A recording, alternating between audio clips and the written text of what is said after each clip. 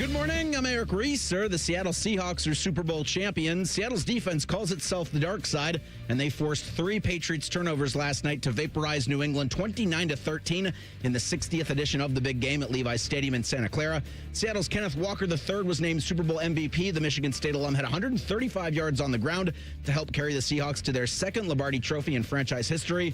Multiple sports books have Seattle the early favorite to win Super Bowl 61 next year in Los Angeles. In college hoops, the 9th-ranked Ohio State women's squad won at Oregon yesterday 80-64. Sunday at the Shot, number 2 Michigan squashed the men's team 82-61. Buckeyes host USC on Wednesday. Hear from Ohio State Hoops today at noon on the Jake Diebler Radio Show. This update is sponsored by Uber Eats. Uber Eats has a great deal waiting for you at El Vaquero from now until March 31st. Buy 1 quesadilla deal, get 1 free on the app. Terms apply. Your morning just got more interesting. Distilled and barrel-picked for your listening pleasure. Bo Bishop, a local sports media legend. What William T. Sherman was to the Union Army, he is to Northern College football. A husband, a father, and middling youth sports coach. He's friends with Central Ohio sporting royalty. I'm talking to Ohio State Athletic Director Ross Bjorken. Coach Day walking on with us right now. Good to see you, buddy. Good buddy Austin Ward. My good buddy Tim May, the Tim May Show. The great Doug Lavery's joining us. Hi, everybody. Dom Tiberi here. Oh, Reese came in and he handed me papers. Yeah, and then and then he said, "You see that button? That's the only button you need to worry about. Don't touch. There's 8,000 buttons in front of me." Oh, I didn't know what he was talking about. The one that says on. We blew the budget on this imaging, and only 2 guys answered our ad on Craigslist. Ryan Baker and Eric Reeser. Act accordingly. You're now listening to Bishop and Friends. Bishop and Friends is sponsored by Diamond Seller, your true jeweler for over 75 years. All right, let's do it live on a Monday edition of the program. Bo and the boys with you for the next 3. Austin going to drop by at 10:30. Buckeye basketball with a tough one. It's getting late early for the Buckeye basketball team as they dropped a big one to Michigan over the weekend. Get into that coming up at 10 o'clock. We will blitz the weekend at 11.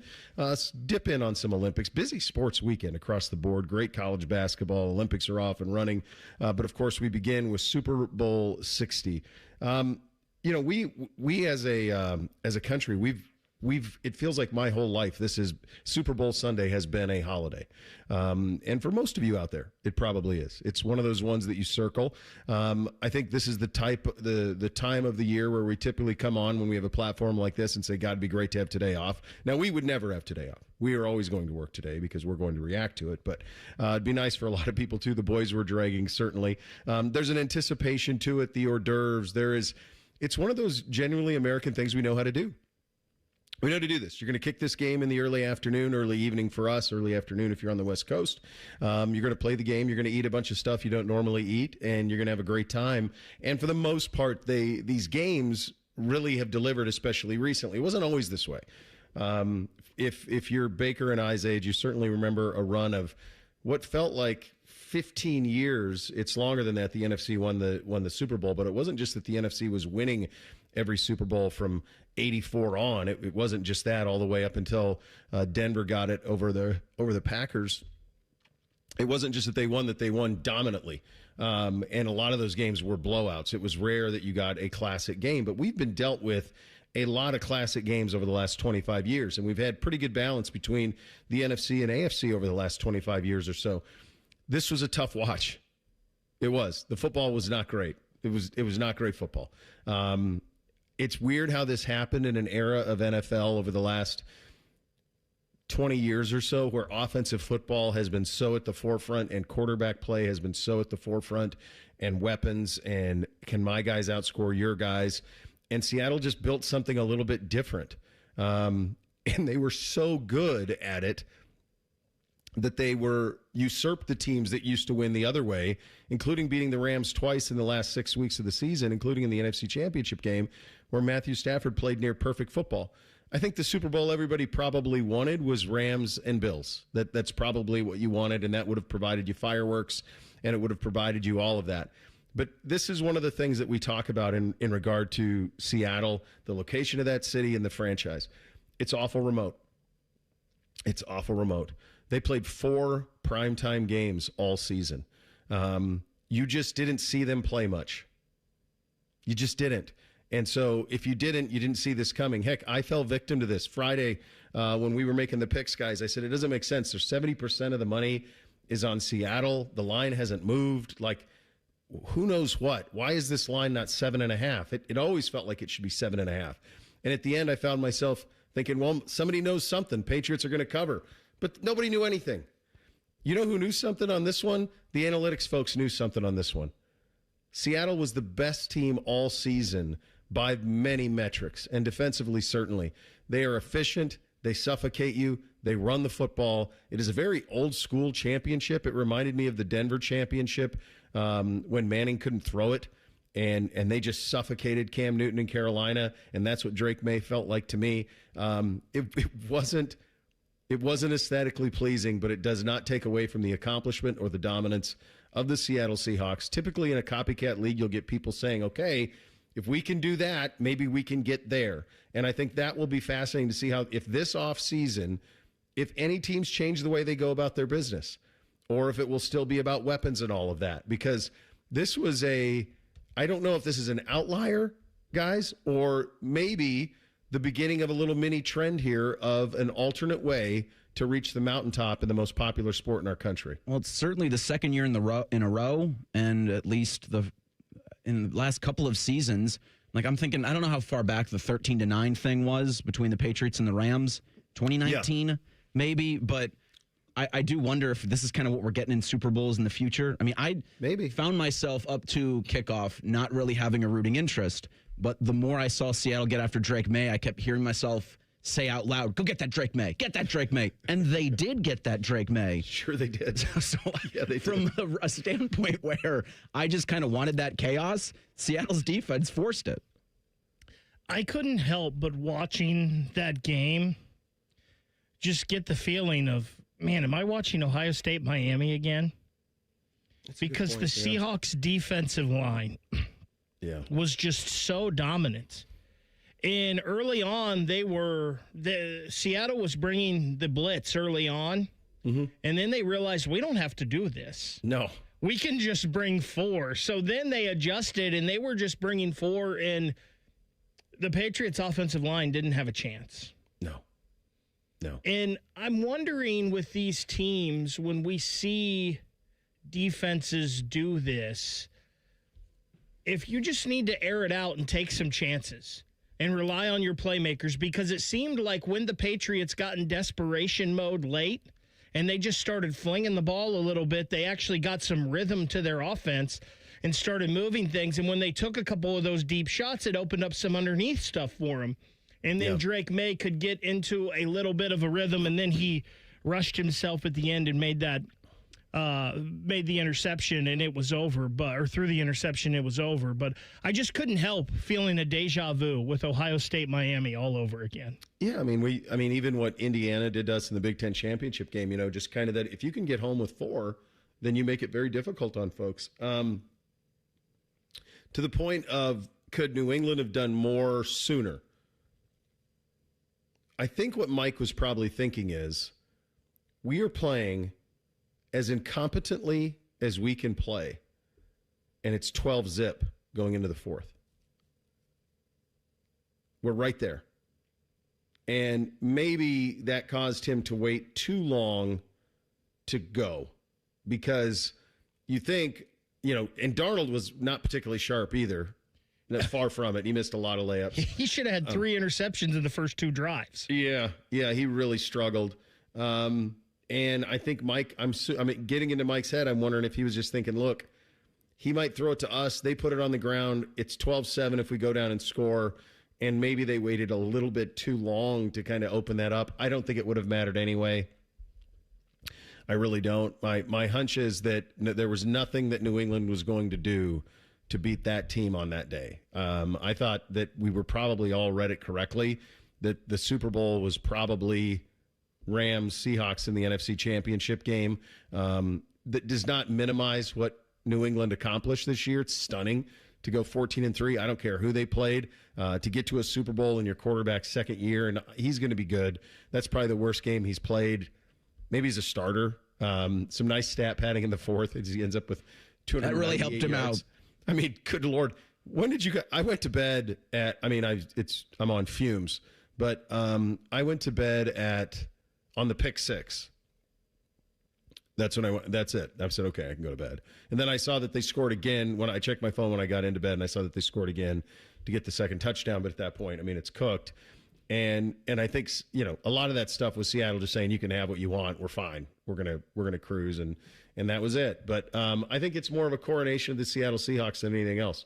And excuse me, a very different way of approaching football. And what's really cool about them is this is now, guys, really 25 years of really relevant football for them in different ways. And no real end in sight. Really young team. The defense isn't really going anywhere. They're going to be a bear to play for the foreseeable future. And it's kind of a story of a franchise that in my lifetime, my young lifetime, really could never find its way. People look back glowingly on Dave Craig or Steve Largent or whatever, but those were not contenders. This team has been a contender for a quarter century now, and this is their second Super Bowl championship, and they've played in 3 of them, and that's something to take notice of. Go ahead, Reese. Well, if you're to believe several sports books who say the Seahawks are the favorite to repeat, and the Rams are the team with the second best odds, they're playing the thing at SoFi Stadium, can't you as the Super Bowl champ then go into this offseason and make a change to the uniform rules in the Super Bowl? So that if Seattle is in fact back in this spot, you're wearing those throwbacks. The beauties. The funny thing is that this is my old theory though, Reese, because now they've won 2 Super Bowls in these, and they've played in 4. They always Unfortunately, when by the way, I do think these all navies, like my kids love them. There's an iconic feel to them. There's a Legion of Boom feel to them, and I mean I do think these work. The other ones I love the other ones. But I think that this is probably going to be the look of excellence for them, much like Pat the Patriot is for the Patriots. Like you win so much in them, you're kind of there now. So, but just the beginning for them and an incredible run. Their defense was suffocating. Mike Vrabel and the Patriots could not find a way to going until it was too late, unfortunately. Lots to get to on it. We'll get to the halftime show, the commercials, the broadcast. All of it. We're reacting to Super Bowl 60 now and the NFL season in the books. Bishop and Friends, right here on The Fan. We used to have a billboard with our host's face on it, but only ugly people work here now. You mama say you ugly, hey! The Fan, Ohio's sports destination. Insurance companies often have a basic strategy: delay, deny, defend. Some try to grind you down, but they have another tremendous weapon, a software called Colossus. They know which attorneys are great and which are not so great. They know who is likely to take the last offer and who will take them by their scalp, kicking and screaming to trial. They know that they have to pay some firms early and fairly. I'm John Morgan of Morgan & Morgan. The insurance companies have done their homework. Before you hire a lawyer for your injury case, do yours. Visit forthepeople.com and see our settlements and verdicts for cases like yours. We became the largest injury firm in the world for a reason. When you hire the wrong firm, you may be beat before you start. All law firms are not the same. Morgan & Morgan, forthepeople.com.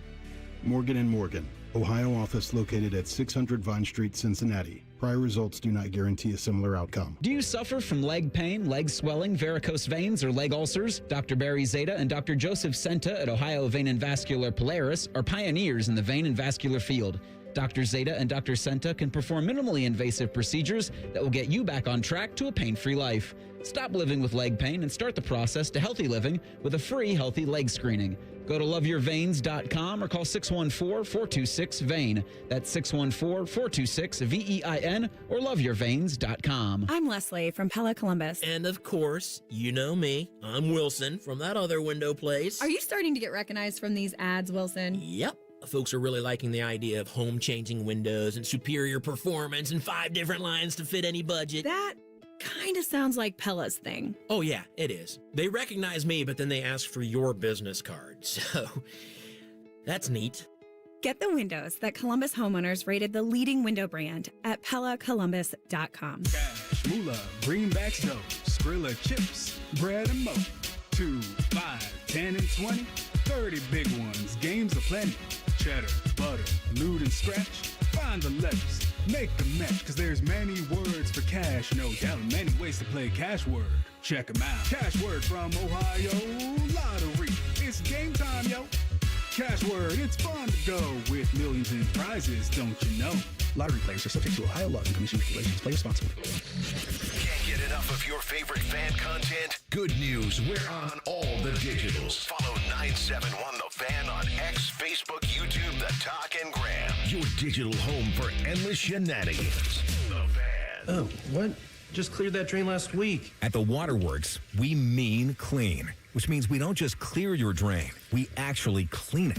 Get your drains good as new with the Waterworks. Better care, better value, better results.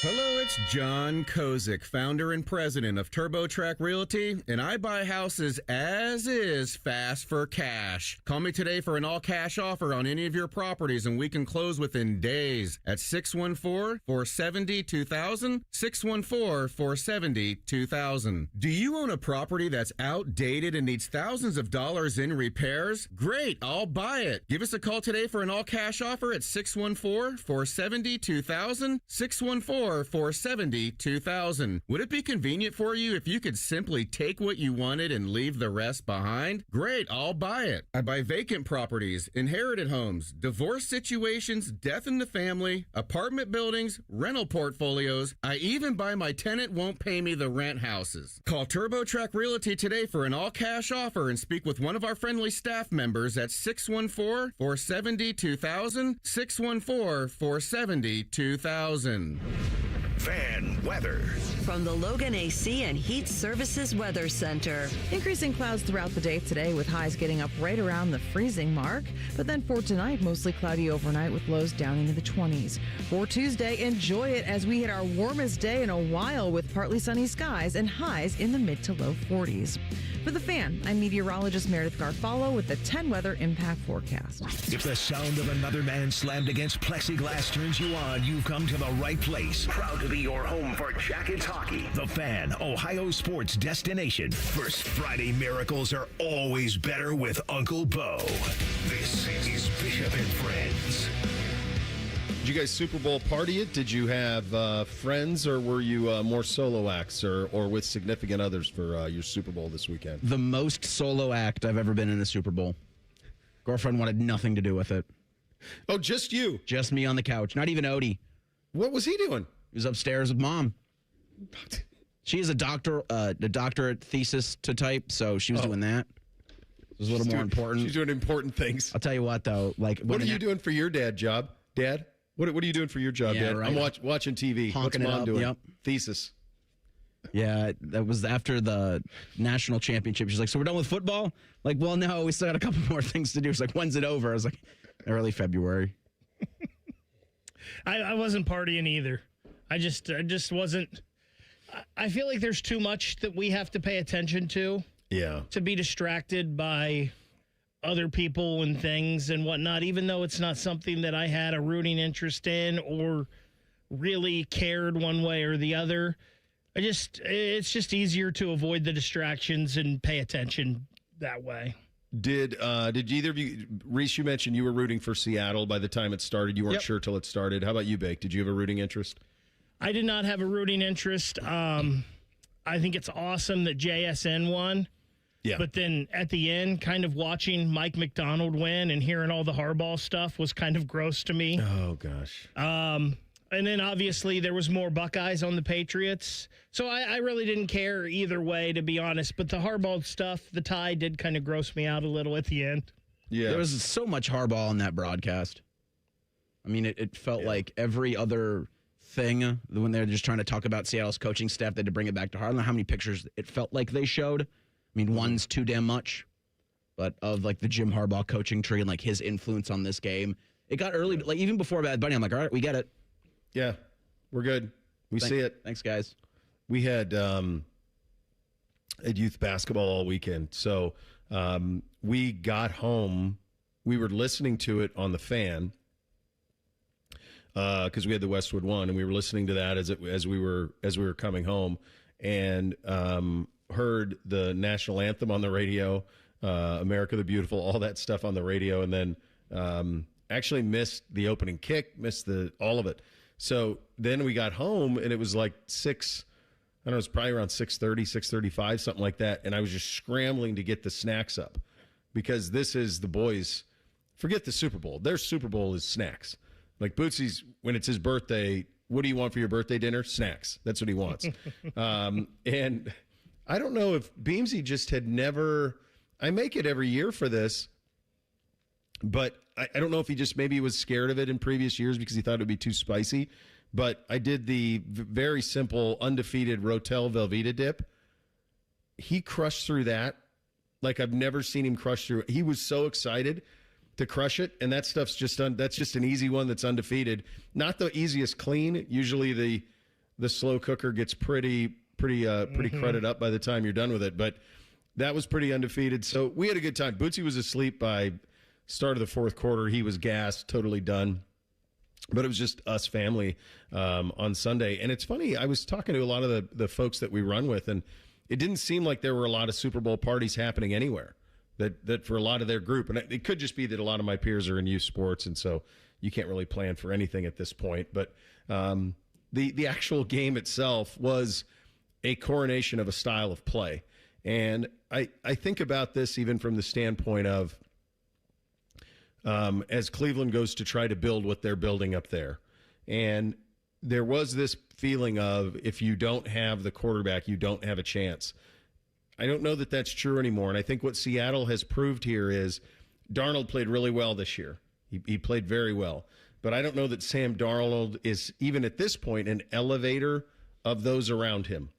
But when you have the winning percentage that he has the last 2 years, you'd have a Super Bowl championship under your belt, and you have a defense that does what that defense does, you can scale the mountain. And they did. And so for Seattle now, 2 Super Bowl wins, 4 Super Bowl appearances in the last 25 years as a franchise. I think I have that right. Yeah, lost to Pittsburgh, lost to the Patriots, and then beat the Broncos, beat the Patriots. So 4 Super Bowl appearances in the last 25 years for the Seattle Seahawks in different ways. Mike Holmgren run with Matt Hasselbeck. Then they hire Pete Carroll, John Schneider, and Schneider's still there. And they've just drafted to their guys. They've drafted to their systems. They find energetic coaches, both defensive. I mean, Holmgren obviously wasn't, but Carroll and McDonald, both defensive coaches. And they go about their business, and they have an identity, and they draft to it. And there's a model there. I don't know if it's going to elicit more, but how many people out there listening who are Bengals and Browns fans wouldn't kill to have the 25-year run that the Seahawks have just had? It's funny you mentioned the head coaches, and they're both defensive head coaches. And it seems like in football now we want to have a run on the young, bright, up-and-coming offensive mind. That's what we need. Bill Belichick wasn't an offensive coach. No, he was not. None of the Steelers coaches have been offensive coaches, really. Now, Andy Reid is an offensive coach, but they really changed things when they started working on their defense and realizing we have the wizard at quarterback. Let's get better on the defensive side of the ball. It's just very interesting to me that it seems like still in this offensive world of football, in a football that is built for the offenses and the rules try to allow the offense to rule the day, that it seems like defense still wins these games. It can. It can. That's what I think it did, Bake. I think it proved that it can. It doesn't always, but it can. There's another path. Right. In the postseason, you've got to have that defense step. But, like, to make it through that long slog, you've got to have a quarterback. And I still think it's better to have that elevator at quarterback. Now, certainly Sam Darnold this season was really good with what he was being asked to do. You know, it wasn't, and to your point about drafting, how they drafted around, they drafted a all-around solid team. Yes. That's been the build for this. And so many franchises missed on just building sound around your quarterback. And then when you get a quarterback, he doesn't turn the ball over, right? And in this playoff run, he's been the best at that. Yeah. Seattle's the first team to ever win a Super Bowl without committing a single turnover for the entire postseason. Jeez. That's crazy because I think they had the second most in the regular season turnovers. And so I think, too, when you have, postseason runs, quarterbacks in bigger moments, like Drake May last night, don't take care of the football. Yeah. So I think the shooting for the quarterback's still really important, but I look to the Browns, and if they're trying to build something similar to what Seattle's got, you build around that. And then you don't have to get QB1 with pick number 1 and insert him right away or in 2 years and think that's going to be the case. That I don't think you need. No, I mean, basically what Darnold did this postseason, and sometimes, I mean, he certainly tried to throw it to New England yesterday at the start of the game, and he didn't. And so you get a little bit of puck luck too. But in the end, the defense carried them through. You mentioned this, the trend, Bake, about the young offensive minds and all of that. I think a lot of that, it's aesthetically pleasing. People like watching offensive football, right? They like to see the ball spin around, like to see people score a bunch of points. I mean, sometimes it's just the simplest part of us. Like, most people like watching offensive football. The reality is that even if this was a more competitive game throughout, and it had gone, if it was a slog, 17-14 or something like that, and it was competitive and it ended on a field goal, whatever, most people would rather watch 38-35. They just would. And so I think you chase that because it's fun. It's fun to chase a savant. It's fun to think you hired some brilliant genius offensive mind who can elevate your players and your quarterback can throw it all over the place. It's box office. But what Seattle did here is not that. It's not. But winning is a lot of fun too. And I was thinking I have a lot of family in the Seattle area, and I was thinking of them watching last night and just thinking, like, it's 12-0. And I'm sitting here watching this thing in the third quarter and just going, like, God, can we just get something going? And I'm thinking from their perspective, they're just going tick, tick, tick, tick, tick, tick, tick, tick, tick, tick, tick, tick, tick, tick, tick, tick, tick. Give us another banner. That's what they're thinking. They're not thinking this isn't fun. They're thinking this is the time of my life. And I wonder how many of those fans were echoing Collinsworth's thoughts when they're throwing the ball up 12-0. Mm-hmm. And he's like, I'm pretty sure I would just want this clock running and get out of here. I wonder how many of them had the same thoughts, like, oh my gosh, let's not make a mistake here. Yeah, that's kind of the only way that they were going to lose it. It was such a dominant performance. We'll hear from some of the specifics in this one. Certainly Mike McDonald, Sam Darnold, also on this, as the Seattle Seahawks have won their second Super Bowl championship, having played in their fourth Super Bowl in the last 25 years. That's in 2 minutes. Bishop and Friends right here on The Fan. Hey, it's Anthony. So I was recently asked how I've been doing in my personally fit arch supports from the Good Feet store. And I paused and I said, you know what? Pretty darn good. Because it reminded me what I was dealing with a couple years ago. My personal journey. I had plantar fasciitis, that horrible heel pain. If I was on my feet for a while, my lower back would be on fire. And now, honestly, none of that. Zero issues with my feet since I started wearing them. I have my Good Feet arch supports in every day. I feel supported. I feel aligned. And now that I feel better, it's made all the difference. I want to work out more. I want to go out more. Just be more active. I'm telling you, over the last couple of years, my health, my energy, my quality of life has all been affected in a really positive way. They've really helped me keep the pain away. The guys ask me all the time, do I really have them in today? Yes, I do, and I'll take my shoes off upon request to show you. Go take the free test walk. The Good Feet store on Polaris Parkway and Stringtown Road in Grove City. Get started at goodfeet.com. Fall is a season of change, and Hinderer Motor Company is turning over a new leaf with big savings. This is Justin Hinderer. Right now, any one of our participating locations is paying up to $3,500 over Kelley Blue Book value. That's right. Drive in your current vehicle and leave with one of ours today. Don't wait. The leaves are falling and so are the prices. At Hinderer Motor Company, we love what moves you. Race to savings at Menards and start updating your home today. We offer an excellent in-stock selection of home appliances that are ready to take home today, including Criterion refrigerators, freezers, dishwashers, and laundry appliances. They're built to help make your life simple. No matter how busy life gets, Criterion appliances are ready when you are. Plus, view our weekly flyer on Menards.com and race to savings on Criterion appliances. Save big money at Menards. Bishop Bishop and Friends is sponsored by Diamond Seller, your true jeweler for almost 80 years. The Fan, Ohio's sports destination. What's up? What's up, man? What's up with you? NFL season is in the books. That is what up. It ends with Seattle winning their second Super Bowl in the last 25 years. 4 Super Bowl appearances for the franchise. Some through lines in terms of John Schneider, been there, the GM, for a long time, but from Holmgren all the way through Carroll and now through McDonald, they've been one of the model franchises of the NFL over the last 25 years or so. Mike McDonald made a little history in this one. First defensive play calling head coach to win a Super Bowl. Let's hear from him. Well, I'm glad you asked that because it really is about our staff filling in all those areas that lets you do both jobs, So I think we've gotten to a point on defense where it's like, look, I'm saying the words on Sundays, but we know what we're going to call. We know why we're going to call it. They've helped build it. They've handled all the details throughout the week that let me do head coaching stuff. Leslie Frazier deserves a massive shout out on that front. AD is a tremendous defensive coordinator.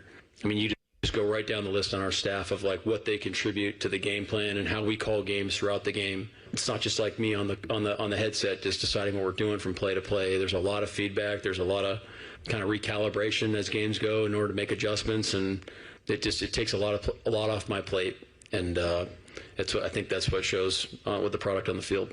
It's a pretty incredible redemptive arc for Sam Darnold as well. When you think about a guy who was drafted where he was drafted, and the first quarterback of that class to win a Super Bowl, a guy who was given up on in New York and Carolina and found some quarterback renaissance in San Francisco and then Minnesota, and honestly appears that the decision to let him leave Minnesota has cost the general manager there his job, and he's made him pay bigly. He's just put together 2 of the more remarkable seasons a quarterback has from a winning perspective, and he's now a Super Bowl champion. Here's Mike McDonald on his quarterback. I was just spending more time with Sam on all these interviews. Like, Sam doesn't care about the obstacle. Like everyone's made a narrative, this guy, of like everyone is, they have tried to put a story and a label on who he is as a person, who he is as a quarterback. He does not care. Okay. He just is the same guy every day since he shows up.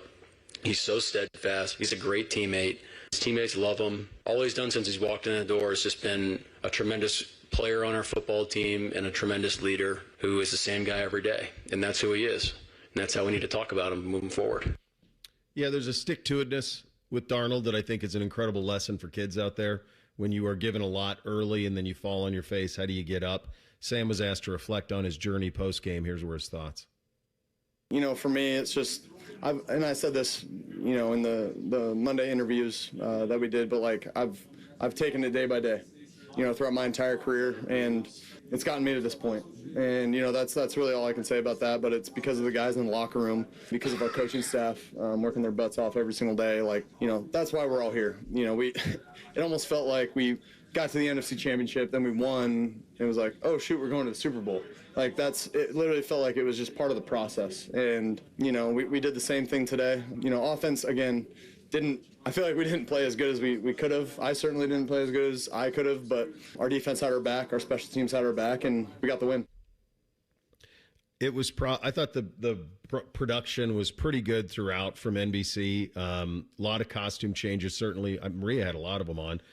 It was impressive, whoever was getting all that done. I thought Tariqa was excellent. Collinsworth was excellent.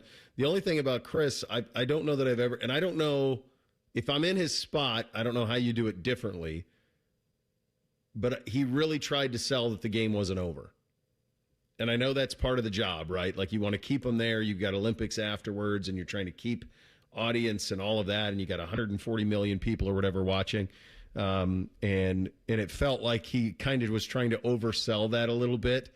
But at the same time, I don't really know what else you're supposed to do if you're in his spot. Yeah, I actually appreciated Collinsworth last night trying to do that, because it felt like after watching them get that Drake May, I also kind of wanted the Patriots to come alive a little bit offensively. And again, felt like they waited a little too late into the fourth quarter to try that, but it's more of a credit to Seattle. I think you want that kind of competitive game just as a fan, and not as a fan of either team, as a fan of just football. Like, you want to see it more competitive, and the first half was not that. So I think Chris kind of spoke for a lot of America.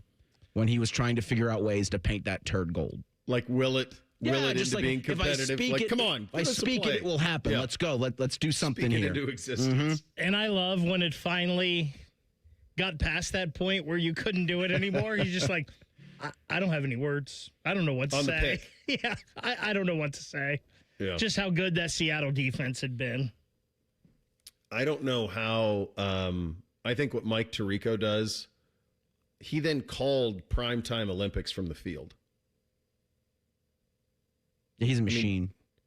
Just think about that. Like, think about calling the Super Bowl. I've asked Jim Nantz about this. Nantz had the trifecta once where he did every 4 years he used to get it.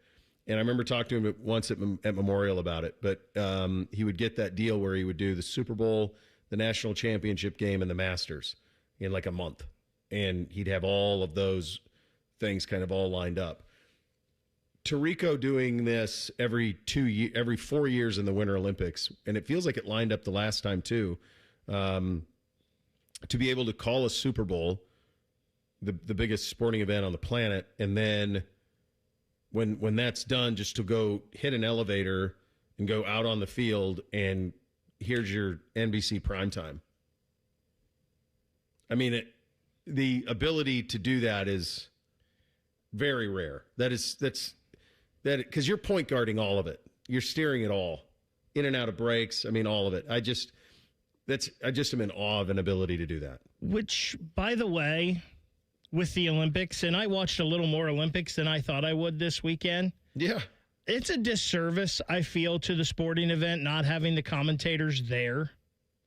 And you could tell some of the commentators weren't there in some of the things, because I was watching some of the snowboarding at least, and I definitely don't think those guys were there, because they're watching it and then they're seeing replays and they're like, oh, we didn't have a camera that showed that or something. And I'm like, it's kind of not great.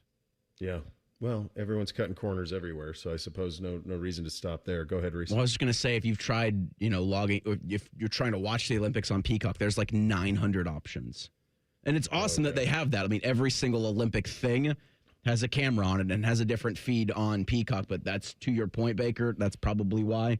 Because to send that kind of an army, I mean, they already do send a ton of people, but to have that kind of an army over there doing it would be too much. It's a cool thing. Like, I really did appreciate Peacock this weekend, because that's what I used for the Super Bowl, and then I kind of jumped around into Olympics coverage. Yeah. Because missed me on a lot of the commercials this year. Did any land? The easy one for my age group was the Duncan one.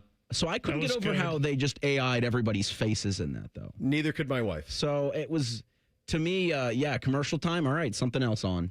My wife was in. I was trying to watch the Duncan one because it had that's basically those are all my people, right? You throw George Costanza and Joey from Friends and Rachel and all those people in there. Like, wasn't Urkel in that thing? Yep. Urkel was in it. So all of those in there, and then the idea of Affleck playing Will Hunting. So all of that's nostalgia ripe for me. You two, Bake, similar age. So I thought that one was funny. But as I was trying to listen to it, my wife just kept saying, how are they doing that with their faces? How are they doing? I'm like, I'll explain it in a second. Just give me a second to watch, and then I'll explain. Let me hear a line, and then I'll explain what's happening here. Like, so Toyota I thought that had a weird AI one, too, with Baby Puka Nakua. Yeah. USA Today on Twitter kept replaying some of them. So you had that option available. But, yeah, I thought it was really bad. There was a lot of AI, because the Jurassic Park one was AI. Mm-hmm. The Duncan one was AI. In terms of aging younger, I assume. Those certainly reached. Sam Neill doesn't look like that? Oh, Dr. Grant. You aged so well, I thought.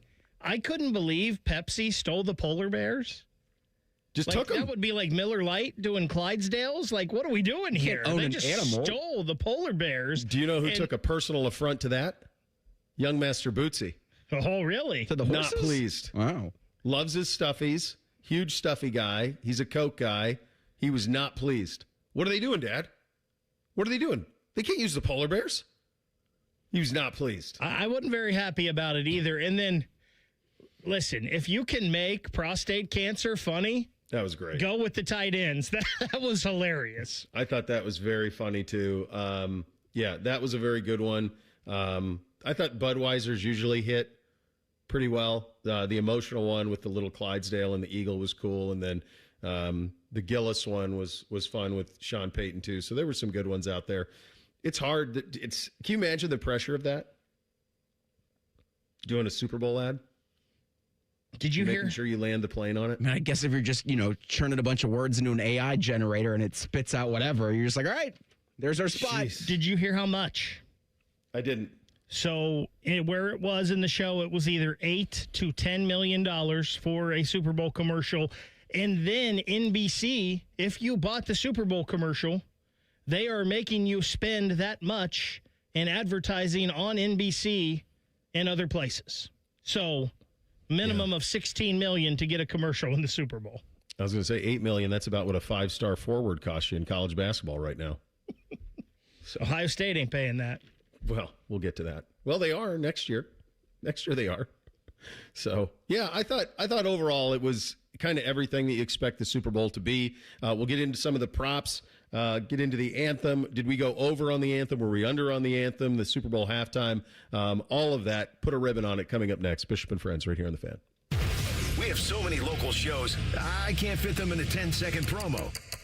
So let's just say we're live and local all damn day. The Fan. Hey, everybody, it's Berm from the Austin and Berm Show on 97.1 The Fan. There are a lot of reasons that we should be working to get healthier and happier in our lives, but one of the unexpected benefits of losing weight, my wife no longer elbows me in the ribs at 2 a.m. I didn't realize how bad the snoring had gotten until it's gotten better. And that's the kind of change I'd hoped to achieve when I lost 35 pounds with Awaken 180 weight loss. 35 pounds down in just 6 weeks and officially under 200 pounds for the first time in 25 years. That number still feels fake when I say it out loud, but it's real. And what's just as real is how good everything else feels. There are no joint flare-ups. I'm moving around a lot better and never feels like a chore. I'm aware of when things feel wrong, and I'm also aware when things feel right. Thanks to my Awaken 180 coach, Mandy, I've learned how to eat, how to adjust, and now I'm heading into maintenance with a plan. That's what Awaken 180 really does. It teaches you how to keep going once the weight is gone. Free support for life with the solution for weight loss. Go to awaken180weightloss.com. Your mornings are jam-packed. So if you're going to add anything, make it your favorite bite from Tim Hortons. Buy any size beverage and add a daily baked donut for $1, a tasty bagel for $2, or a freshly cracked hot breakfast sandwich for just $3. It's the best way to add more to your morning. The 1-2-3 menu, only at your neighborhood Tim Hortons. At participating U.S. restaurants, must ask for offer in restaurant. Tax extra exclusions and terms apply at timhortons.com/offer-terms. You still thinking job change in the new year? Yeah, I need something that's in high demand and more stable in this economy. IT? Yeah, cybersecurity, maybe even AI. That's what I did. Really? How? Went to My Computer Career. You don't need any prior experience, and you could start your new career in a matter of months. A lot of IT pros go to school there, too, to level up. Sweet. Are classes online or on campus? Both. Well, I'll check it out. Thanks. Make this your year. Take the free career evaluation now at mycomputercareer.edu, an Elite CompTIA certification partner. Financial aid is available to those who qualify, including VA benefits. Come into your local AAA Tire and Auto Service for a full synthetic oil change for just $74.99. Plus, earn $7 toward your next service with Duramax dollars. And on the plus side, AAA members save more. Offer ends February 28th. See store for details. A system for every home and every budget at Logan AC and Heat Services. Get a free Trane furnace with the purchase of an air conditioner. And don't forget about our 10-year parts and labor warranty available now. Logan Services. Rothman and Ice. I feel like this is part of how GMs think. I think this way in fantasy. I imagine in reality it works somewhat similar. Rothman and Ice. Weekdays at noon. Sponsored by Pella Columbus. The Fan. Ah, college. A time to broaden the mind, question, learn. A time to challenge the status quo. And eat a ridiculous amount of pizza, which you can buy with your Huntington Bank debit card with the Ohio State University logo. Huntington Bank is proud to be the official consumer bank of The Ohio State University and the unofficial bank of pizza. Let's go Bucks!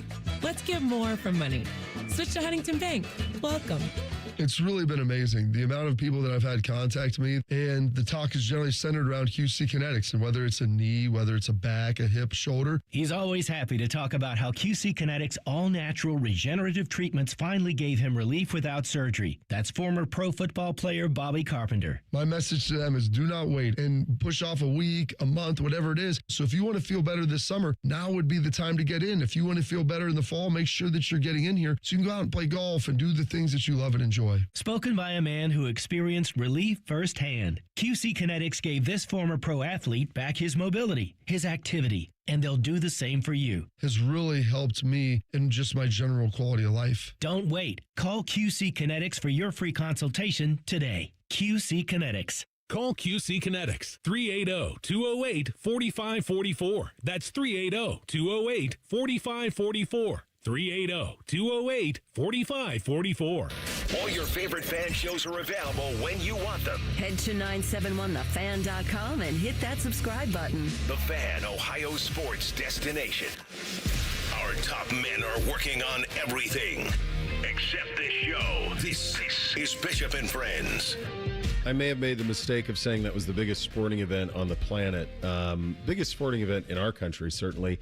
Sports Media Watch, who I follow for all sorts of stuff, keeps us up to date on what's going on with ratings and such, retweeted a tweet from the UK yesterday, Top Skills Sports UK. Liverpool versus Man City had 750 million viewers globally for just a regular season. That's just a Premier League game, apparently. 750 million viewers globally compared to an estimated 220 for the Super Bowl in 2026. Yeah, soccer's still king of the world, but around here, it certainly is the football. How did we end up on the props, boys? What were some of the big winners there? Yellow green Gatorade, which I was disappointed because they showed them mixing it before they dumped it.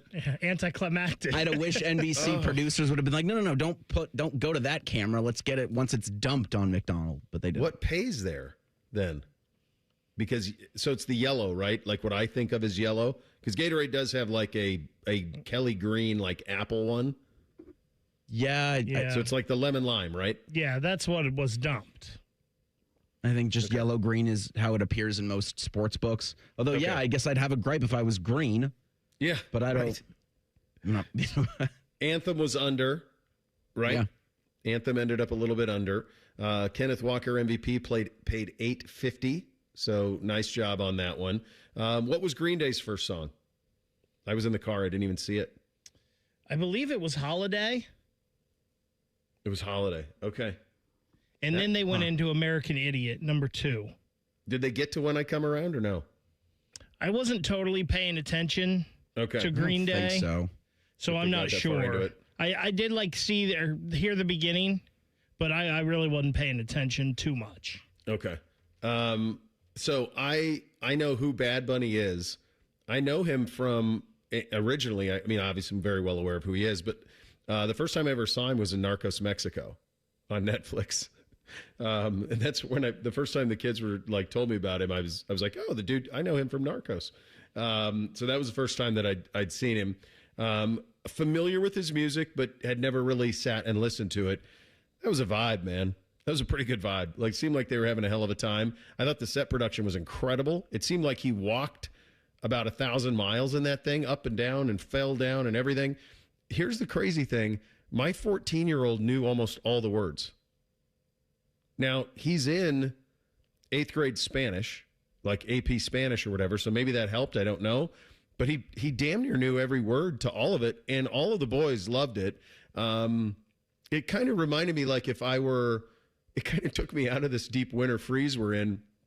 Like if you were in the Caribbean and that was on, pretty good vibe, man. Seems like you're having a pretty good time. So I know that there's all the sociopolitical stuff with it. It didn't come across political much to me at all, but I'm naive to a lot of it. It just seemed like a pretty good hang for 10 minutes on a Sunday night. I mean, the choreography is always so impressive with those. How they're able to do so much moving onto the field at the same time. Yeah. And then to get everything onto the field in what little time they have it is always really cool. And it's supposed to be a spectacle. That was a spectacle. Still odd to me because they're 3 hours back. It's like 5 o'clock out there. Yeah. So I'm like, is it in the middle of their day? No, but that's how it kind of looked last night. But Bad Bunny's an entertainer. Like, he's a global icon. And that's the kind of thing that they're looking for the Super Bowl. Apple Music does the halftime show. And so what they want is a global icon. He is that. And I thought I crushed it. I don't know like what they were doing with their cameras and their production in that, but it was all weird and it almost looked AI. Like, I don't think it was, but just the camera shots they had, they were different, and a lot of them were pretty cool looking. I can't believe they dusted off Ricky Martin.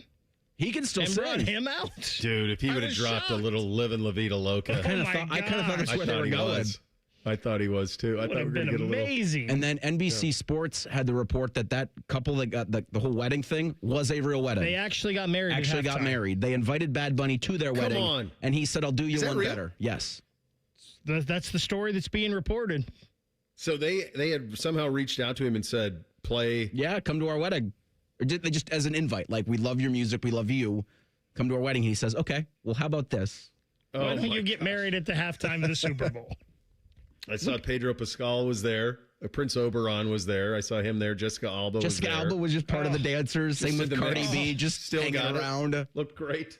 That made 18-year-old Bake happy. Okay, so I was trying to figure this out. So when Green Day began their performance, they played like a chord, maybe two, from Good Riddance, Time of Your Life. Oh, okay. But I don't know if that paid out because then they went into Holiday. So do you have their set? I can't find the exact list of it, but it was the chord from Good Riddance, Time of Your Life, then into Holiday, then into American Idiot. And yeah, they changed some lyrics for American Idiot. Like, they didn't pull political punches there. Yeah. But I'm thinking to myself, like, I don't think Holiday was the first. It was the first song, but I'm like, I think they teased us because I think there was some chatter of like, no, that shouldn't cash. It was like when Reba did the Star Spangled Banner a couple years ago, and she did Home of the Brave twice. I was like, yeah. When does this thing end? Can you imagine being the books? No. Like, how do you pay the Green Day bet when the first two chords are not what ends up happening, or in the Reba one? I would think you would have to pay what actually started, because very rarely in these things do they ever play a whole song. Yeah, true. So you had to be ready for that. Yeah, I suppose a chord counts. If it's a couple of chords, you certainly don't want to pay them both off. We've been in this, what are the last four we've got? So we had Bad Bunny this year. Last year we had Kendrick Lamar. Was the year before The Weeknd? That one was hard to watch with all the mirrors. A lot of strobe lights. And the strobes. Mm-hmm. That one made me like, and then the one in LA was the Snoop Dre. Gosh, that was so good. That one was great. But that's low-hanging fruit for us. Like, you get the first few chords of some of that stuff and you're transported back to being a little kid. And I thought it was a good hang, and I thought they did a pretty good job with it. I thought the overall Super Bowl production was Super Bowl worthy. There really wasn't there was nothing in it to really have much beef with. I thought NBC did a great job with it. Their pre and post and halftime, all those folks killed it. Tirico and Collinsworth killed it. The sideline folks killed it. I was so, I understand why at halftime of a Super Bowl, you want to ask multiple questions to coaches. And Melissa Stark got 2 with Vrabel, and Kaylee got 1 with Mike. Sometimes one's enough. When did we start interviewing the coach that's trailing first at halftime? Because it's always been, as long as I can remember, and I know it's changed where you have 2 sideline reporters for these massive games and whatnot, but it's always been the coach that's winning gets interviewed walking off the field. The coach that's losing gets interviewed coming back onto the field. Yeah. Like, that's the worst spot to put a coach in. Like, hey, coach, we know you played awful in the first half, but what are your thoughts right now? Well, Mike, I'm ticked off. That's what my thoughts are. Mike handled it very well. Vrabel was, and it was expected that he would handle that. He was very, very. He handled it very well. He was diplomatic, but Melissa Stark asked him 2 questions. And McDonald just got 1 from Kaylee. And Kaylee was, and I think that's kind of the way. Like, just do one and get them out, because they don't want to be there I understand you got to have them. I'm sure it's sponsored, but at the same time, they don't want to be there either. Still a little bit later, much more on the Super Bowl. Jackson Smith and Jigba wrapping up one of the greatest seasons an Ohio State football player has ever had, now as a Super Bowl champion. Your aperitif for the Super Bowl was a Buckeye home game against Michigan. Ohio State had a lot into this one. It did not show up in the final margin, as now this team is looking down a February that's going to get really dicey in a big, big way. We'll get to that coming up next. Bishop and Friends, right here on The Fan.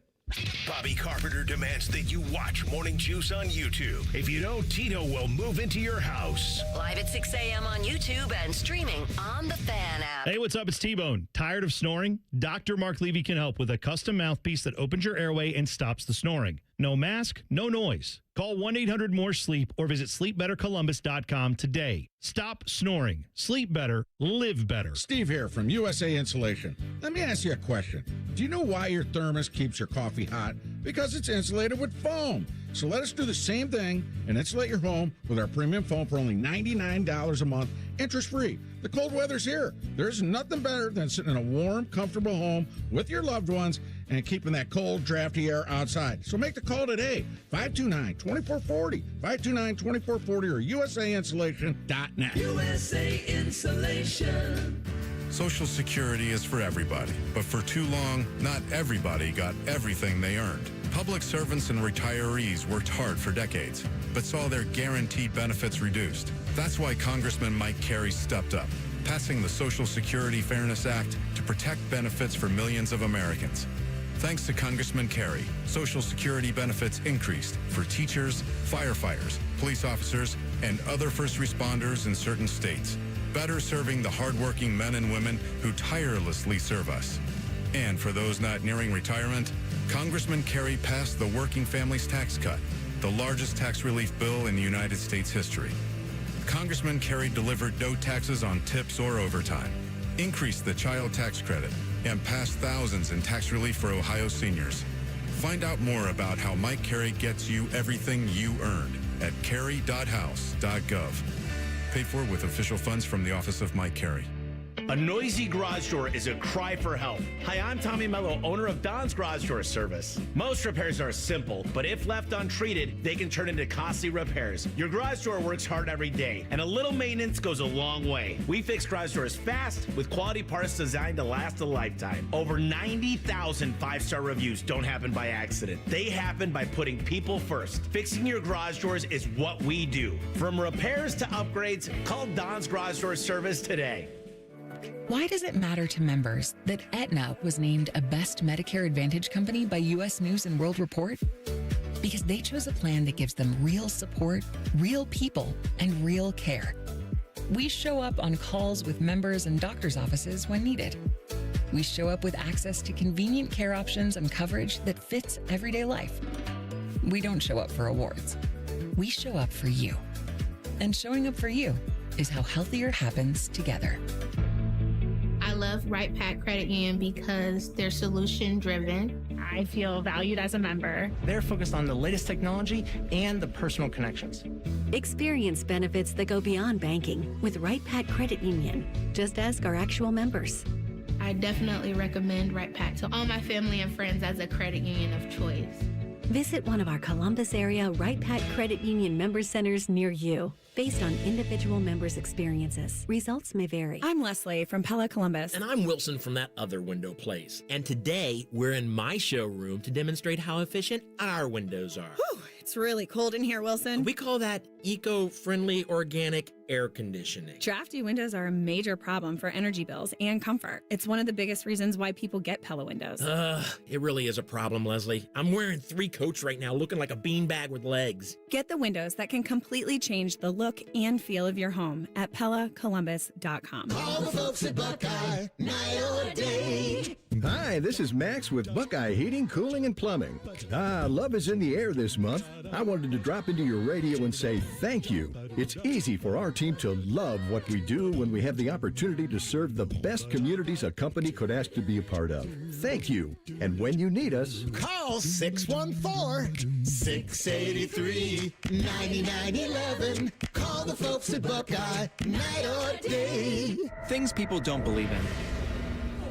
Little green aliens. Bigfoot. And that Spectrum TV combines all your favorite streaming apps with live TV at no extra cost. But that one is actually true.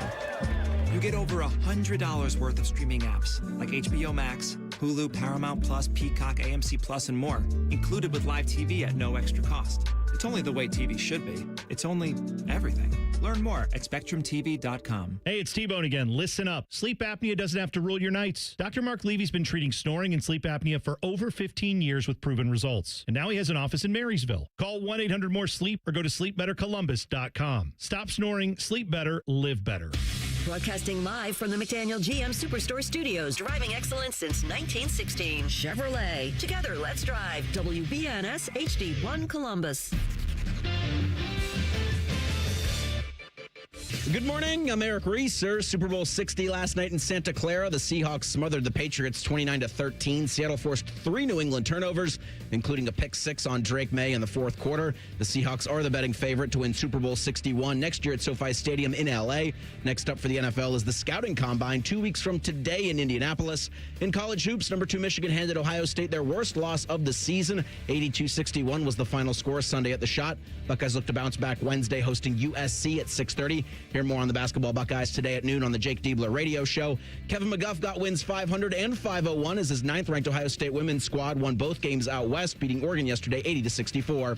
This update is sponsored by BMI Federal Credit Union, voted best local credit union for the past 8 years by CBUS Top Picks. Visit BMIFCU.org to learn more. The best hair on the air. You are listening to Bishop and Friends. All right, second hour here on a Monday. Austin Ward coming up in 29 minutes from now. Lots on the Super Bowl in the first hour. Your aperitif was your 1 o'clock Buckeyes and Michigan. It looked great, at least aesthetically, when you go Scarlet versus Maize. That's always a win for everybody. The result was not aesthetically pleasing as all. Look, Michigan can win the national championship. That's just what it is. They can win the national championship. They got a big-time investment in their product. Their roster is one that can hang with any in the country. They got a big-time coach in Dusty May who has taken all of the things at his disposal at Michigan and mobilized them in a very, very big way. And they put an emphasis on it, and that's what it looked like.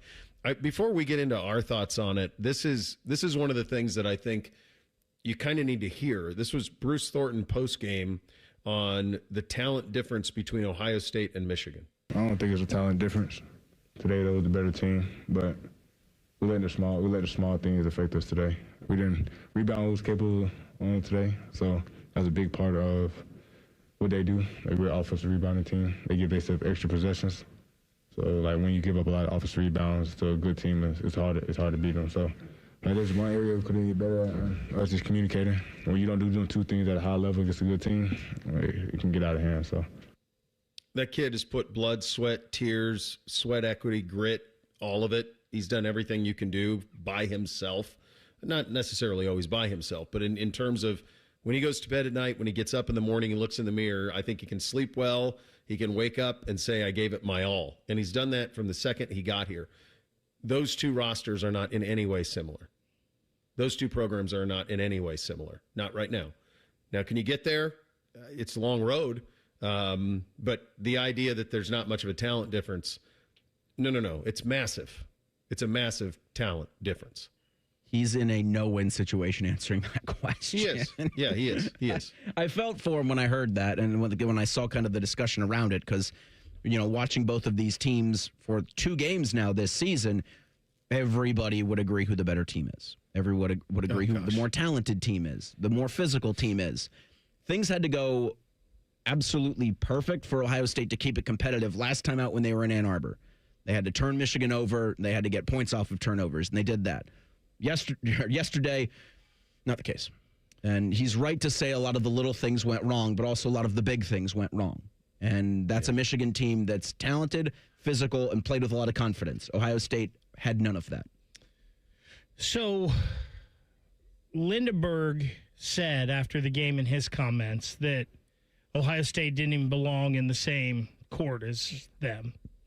So that's why Jardy asked the question to Bruce to kick off the press conference. And you're right, Bruce is in a no-win situation there. What's he supposed to say? How is he supposed to answer that question? But that team is longer than you. That team is more athletic than you. That team plays harder than you. Like, all around, there's a lot of differences with those basketball teams. That Michigan team is one of the longest teams I feel like I've ever seen. They've got length all over the court. Yeah. And I just don't know how you handle that, especially with Ohio State's roster. And here's the other thing, and again, we are not picking on Bruce Thornton when we say this. No. Bruce Thornton's the number 3 option on that Michigan team, maybe the number 4. He's the one and only option on this Ohio State team. And on that Michigan team, he's 3 or 4. So there's a lot of difference in the roster and the talent on those two teams. Yeah, and so when the result ends up 82-61, Michigan handles business. And then you hop onto ESPN, you look at Lenardi's bracketology, and when you pull up that page, what do you see? Last team in. Ohio State. Last team in. So this is where the program has been really through the majority of the last 2/3 of Holtman's run. And now we're into the second year with Deebs, where this is what Ohio State basketball has become, which is bubble in, bubble out. And unfortunately, most recently, bubble out. And unfortunately, most recently, this time of year, I don't think it's a coincidence. Conference play, it's a really good league. You have to be able to win multiple games in a row. And this team is not capable of that at the moment. They win one, lose one, win one, lose one. They do not have a top 25 win on the season. This team does not. The schedule ahead is one that we outlined back in January and said, man, you have got to make some hay in January. And unfortunately, they didn't probably make enough of it. It's one of those things where you're going to look back at the loss at Washington, certainly the loss at Wisconsin. You have to win some of those along the way. They got USC here on Wednesday. USC has won 3 in a row. USC is one of those teams that you're going to be battling to try to, are we in or are we out? Then they're Virginia here. Is that game here? It's in Nashville. They're playing it on Valentine's Day that'll have 8 people there. Thanks. Great. So Virginia in Nashville on Valentine's Day, and then Wisconsin back here on the 17th. So you have 2 home games and a neutral site over the next 6 days. I think, guys, when you look at the bottom half of the schedule, they probably need to go 3-0 in this stretch. They probably need to win every single one of these. Certainly the 2 Big Ten home games they have to win to have any talk of it. But unfortunately, even if they get there are some things that just finite that they struggle with that are going to make making any sort of run in March very, very difficult. It's just a little bit of a tough roster build to play at this level if this is what you aspire to be. And I'm not saying you aspire to be Michigan now. Right now, that's way out of your skis. That ain't it. But to be a borderline top 25 team, that type of team, there are certain roster limitations this team has that you can't fix in a month. And it's very, very tough for Ohio State when during that game yesterday a couple times you had the, Dusty May record graphic and the Jake Diebler record graphic, and there's a difference, and they were hired at the same time. So they're going to be on that. You're always going to compare the two because they were both available when you made the hires. And fair or not, that's just what you're going to have to live with in this case. The Dusty May's got his team now playing, if not the hottest, they're probably the 3rd hottest team in the country behind the Miami Redhawks. But that's a team ready to win a national championship now, and Ohio State's just trying to get quad 1 wins, like struggling to do that. And you're always going to have that comparison, fair or not. Yeah, I hate the comparison because I don't think it's fair. I think it's 2 different situations. And Ohio State was not going to pay Dusty May or anybody else the money to come here for their basketball program. They just weren't. And Dusty May brought a team with him that was really good. So I hate the comparison. I understand why it's there, but it's not. I will say there were a couple things yesterday that really bothered me, and I've always loved I've always loved Jake Diebler, and I wanted him to win. And one of the reasons was I saw how much the high school basketball community in Ohio loves Jake Diebler and loves that family. But you have 3 Ohio Mr. Basketballs on this roster with Gabe Cupps, with Devin Royal and with Colin White. And maybe basketball in Ohio just isn't good enough right now. So maybe having the Ohio high school community on your side isn't a great thing. Maybe you need more than that because it's just not there. And I understand the Darren Peterson situation. Mm-hmm. And I understand Alex Smith is coming here, and he's from Upper Arlington originally. And I get Anthony Thompson. And the length of those two coming in, I like and hope that changes things, watching the length of Michigan yesterday. Yeah. But that Ohio State team quit yesterday. I didn't like the body language. Yeah. And we can say what we want, but guys giving up and guys quit, and that's on the coaching staff. And that was a serious red flag I saw yesterday with this team. And just the body, John Mobley Jr., his body language was terrible. He played awful. They just kind of, their shoulders shrunk and they gave up. Yeah, it's hard to know, so I just did a quick thing into the Google AI, what is Ohio State spending on its basketball roster? There's no right where to verify this. Do not clip this. Don't make this seem like this is fact, please. Dangerous what you're about to do here. It is, I know. But it says that Ohio State is spending between 18 and 22 million on their basketball roster. I find that to not be a absurd. chance. There's no chance it's that high. But I do think that there are people on that team who are making multiple seven figures and not playing to that level. I don't think there's anybody that you would consider to be a contributor who's over there making $125,000. You got kids into the seven figures. And so that's one of those things from a roster construction. By the way, I had asked the same Google AI thing about Michigan. They said 12 on their roster, which I find impossible to believe based on what that roster looks like, because those two things don't look anything alike at all. And I think this is the thing that Jake's going to have to figure out in short time. Ohioans, obviously if Darren Peterson is on this Ohio State team right now, things are a little bit different. Because he's the best player in America. Yeah, he's playing. If he's playing. He's been playing for a week, and he's been good. Lights out. So if you have him, then all of a sudden that's different. And that's a $6 million player. That's what one looks like when you just say, hey, go get us whatever you want, and he can whenever he wants it. But I think what Jake's going to have to manage is when we are recruiting these Ohio kids, the buy-in, the leadership, you're not just paying for their talent. You're paying for everything that burns inside them to be Buckeyes. And then you need to amplify that in the portal with length, and then you got to hit on those portal guys. I would look at this Miami roster that's taking place over in Oxford, because they have a lot of attributes that work well in the big dance. A lot of them. They shoot it lights out. They get up and down. They've got some decent length, and they compete. And that's the thing that was disappointing in the game yesterday, is you just did not see the compete that is needed. And that's a tough one to go to bed tonight knowing. I know he's a freshman, but how does Amari Bynum at 6'9" and as high as he can jump, as athletic as he is at 6'9", how does he have 0 rebounds in that just game? Give a damn. I mean, you know that. That's just, rebounding is just effort. That's all it is. Rebounding and defense are effort. Everything else, talent. Rebound and defense should be non-negotiables. That was pretty overwhelming. Congrats to the Buckeye women. They keep rolling. Win number 501 for Kevin McGuff. They won at Oregon 80-64. They are 22-3, 11-2. Oh, by the way, pretty big event. This is Ohio State, Penn State, right? Wrestling coming up this weekend. Yeah, that's isn't it? It's in Happy Valley. Yeah. It's in Happy Valley. I saw they sold out Cavelli for Ohio State, Iowa. That was awesome. It's a good send won. off. Still undefeated. Dominant fashion. We'll continue. Bishop and Friends right here on The Fan. We know everything about you. We know you love the Buckeyes. We know you love the Jackets. We know you're wearing a red shirt.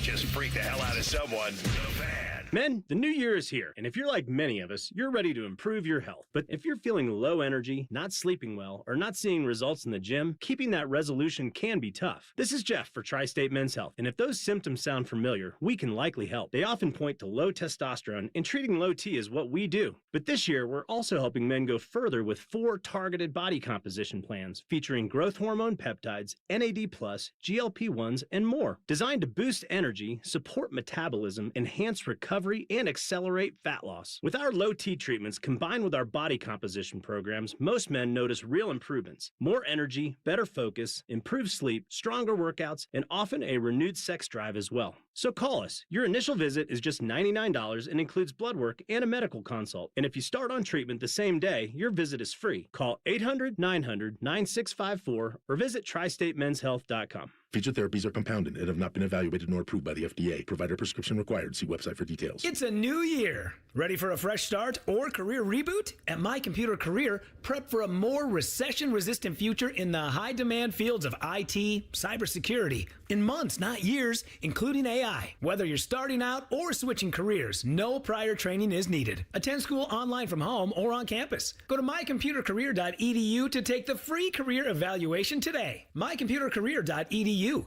an Elite CompTIA certification partner. Financial aid is available to those who qualify, including VA benefits. Get your furnace fixed fast. Call Care Heating and Cooling. 1-800-COOLING. Hey, everybody, it's Berm. Look, the big game is coming up, and that means there's parties, food, drinks, and fun, but that's a recipe for disaster if you're trying to lose weight. That's not the case with Awaken 180. Eat, drink, and enjoy the day knowing you have a strategy to keep the weight off. Awaken180weightloss.com. Everyone needs to have at least one person in their corner in life. When you don't, it's an extremely lonely and frightening place to be. But knowing you have that one person gives you peace and hope.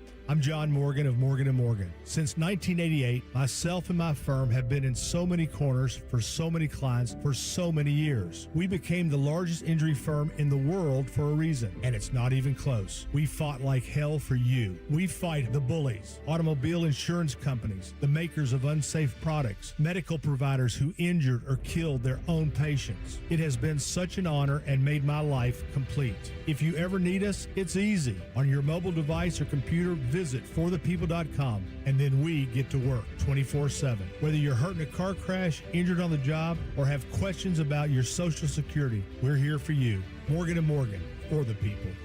Morgan & Morgan, Ohio office located at 600 Vine Street, Cincinnati. Prior results do not guarantee a similar outcome. The Buckeyes are back at the shot for a Big Ten battle with USC. Live fan coverage starts Wednesday at 5:30 after Common Man and Timmy. Every game, every season. Your home of the Buckeyes. The Fan, Ohio sports destination. Hello, it's John Kozik, founder and president of TurboTrack Realty, and I buy real estate as is fast for cash. Give us a call today for an all-cash offer at 614-470-2000, 614-470-2000. I buy vacant properties, inherited homes, divorce situations, death in the family. I even buy my tenants won't pay me the rent houses. Give us a call today for an all-cash offer at 614-470-2000, 614-470-2000. The ONN Daily Podcast. Get a recap of all the day's news from across the state. ONN affiliate WBNS TV reports. Haley Kirby reporting in downtown Toledo. From the State House, Kevin Landers. ONN Canton. ONN affiliate WKYC TV in Cleveland explains. In Marietta, Brett Wharf, ONN News. Emma Henderson in Genoa. The ONN Daily Podcast. Listen at ONNradio.com or wherever you download your favorite podcasts from the Ohio News Network. Fan weather. From the Logan AC and Heat Services Weather Center. Increasing clouds throughout the day today with highs getting up right around the freezing mark. But then for tonight, mostly cloudy overnight with lows down into the 20s. For Tuesday, enjoy it as we hit our warmest day in a while with partly sunny skies and highs in the mid to low 40s.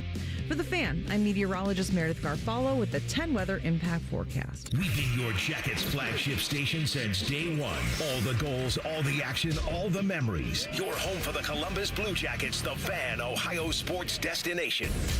After putting up with Dom Tiberi for a decade, the broadcast gods gave Bo these two. This is Bishop and Friends. And as always, we are proudly brought to you by our great friends at Diamond Cellar, your true jeweler for almost 80 years. Valentine's Day's coming quick. My God, I forgot 5 days. Get your gifts. Jeez. Better get going here. Got that direct line to the Diamond Cellar, thankfully. Thank God. Thank God my guys are on standby and ready.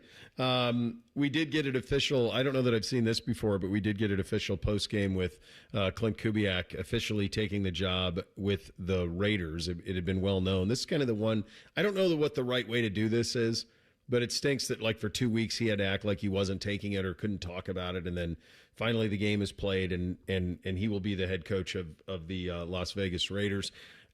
This would be, at this point, my hunch would be that this would be a long shot, but this was probably the last one out there we're all waiting on with Patricia. Is this one, and that's just connecting that isn't scores. It's just paying attention to Tom Brady and the fact that he would have certainly a relationship with Matt, and that would be kind of the one that you're waiting on. Is that one? That's the last one. Still trying to get coaching staffs filled throughout the rest of the National Football League. We did have the news last week that Jim Schwartz will not be back in Cleveland, and that Todd Monken interviewed Bonda and Tarver, two guys in-house for that job, and then an assistant in Houston for that job as well. So that one's starting to get filled. And in terms of the NFL calendar now, this is in the books. So you're going to get the combine in a couple of weeks, and the full off season is now on, and the NFL just continues to churn. But a couple of staff still out there that have to get filled up, and of course the one in Las Vegas, chief among them. It's amazing what the NFL has done over the last 10 or 15 years since 20 with the network, as just a 24/7 churn. And immediately you have talk of favorites for next year and how does Seattle do that and all of it. And it's because it's the perfect television sport. It's the perfect sports talk radio sport. You get one game a week.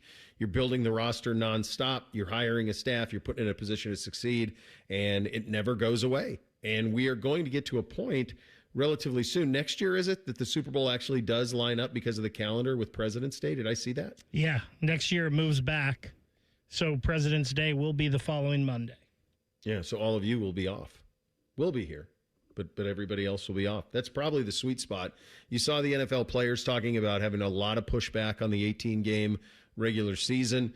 That is a natural bargaining ploy. To me, if you go to 18, 2 bye weeks, you have 3 6-game kind of tranches, it would probably work out pretty well, and you get rid of one of the other preseason games down to 2, and away you go. So when you look back on this NFL season, outside of obvious Seattle winning the Super Bowl, what will you guys remember it for? That's a really good question. I think I have an answer. I sprung it on you, but I have an answer for me. I will look at it as the end of the Mahomes, Allen, Lamar, Burrow window, the first window. Okay, because I'm not. That first window is over. I'm not quite ready to go there, because if you take Mahomes out of it, like the Burrow, Allen, Lamar thing, I think that window you can close. But Mahomes, I'm not there yet.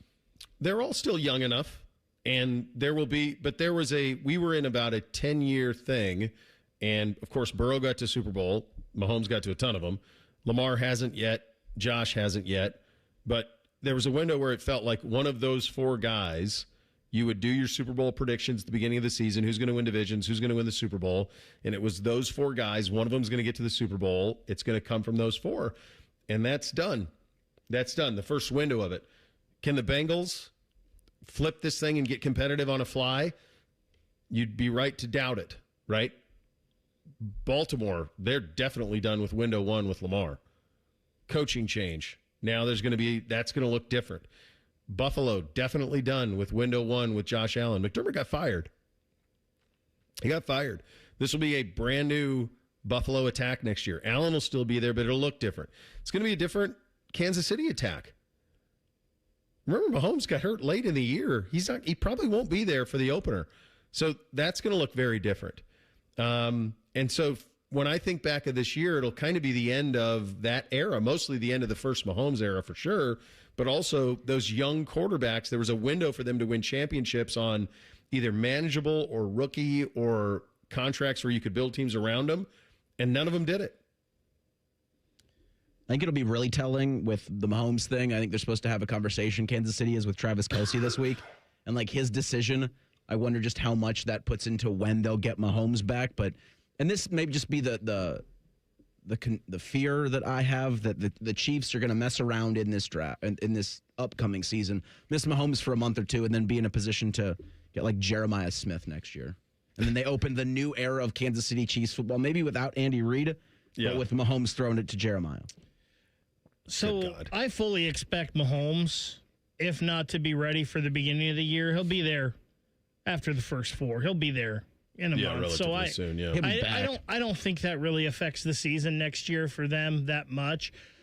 Bo, maybe this is, I'm not exactly where you are with that window shutting, but what I do remember, and maybe this helps with where you're going with this, is this was kind of a year for turnaround in the NFL. Okay. Like New England doing what they did, Jacksonville doing what they did, Chicago taking that step in winning the NFC North, San Francisco, and they were a good team. They had injuries that hurt them, but them getting back into the mix. Seattle kind of flipping their roster a little bit and getting there. So that's what I kind of think of this year is just the turnaround in the league. The Colts, who knows how they would have been a player in this if Daniel Jones doesn't get hurt, which is crazy to think. Daniel Jones. Right. And so that's what I will think of this year. Just all of the teams that were able to flip so quickly. Yeah, and I think that there's a lesson there if you're the Browns and the Bengals and you're trying to aspire to get to that point. I do think there's a lesson there that you don't have to tear things down to the studs. Like Denver did not tear it down to the studs. Bo Nix wasn't the first pick in the draft, and he had a really good year this year, but it's not like you need never confuse him for Josh Allen, but their defense is amazing and they're opportunistic and they go and try to win football games. And that's what Seattle did too. And I am curious. I'll be fascinated when we get to the combine in a couple of weeks, if there is a little bit of a zag in roster building, that there are other ways, because I think for a lot of the last decade, as long as Mahomes has been in the AFC, and then Allen and Lamar and Burrow, obviously all there too, and all the fireworks and all that they accomplished, if you were an NFL team, you felt like if I did not have a elevated franchise quarterback, I didn't have a chance. And the reality is you do. And several of these teams proved that.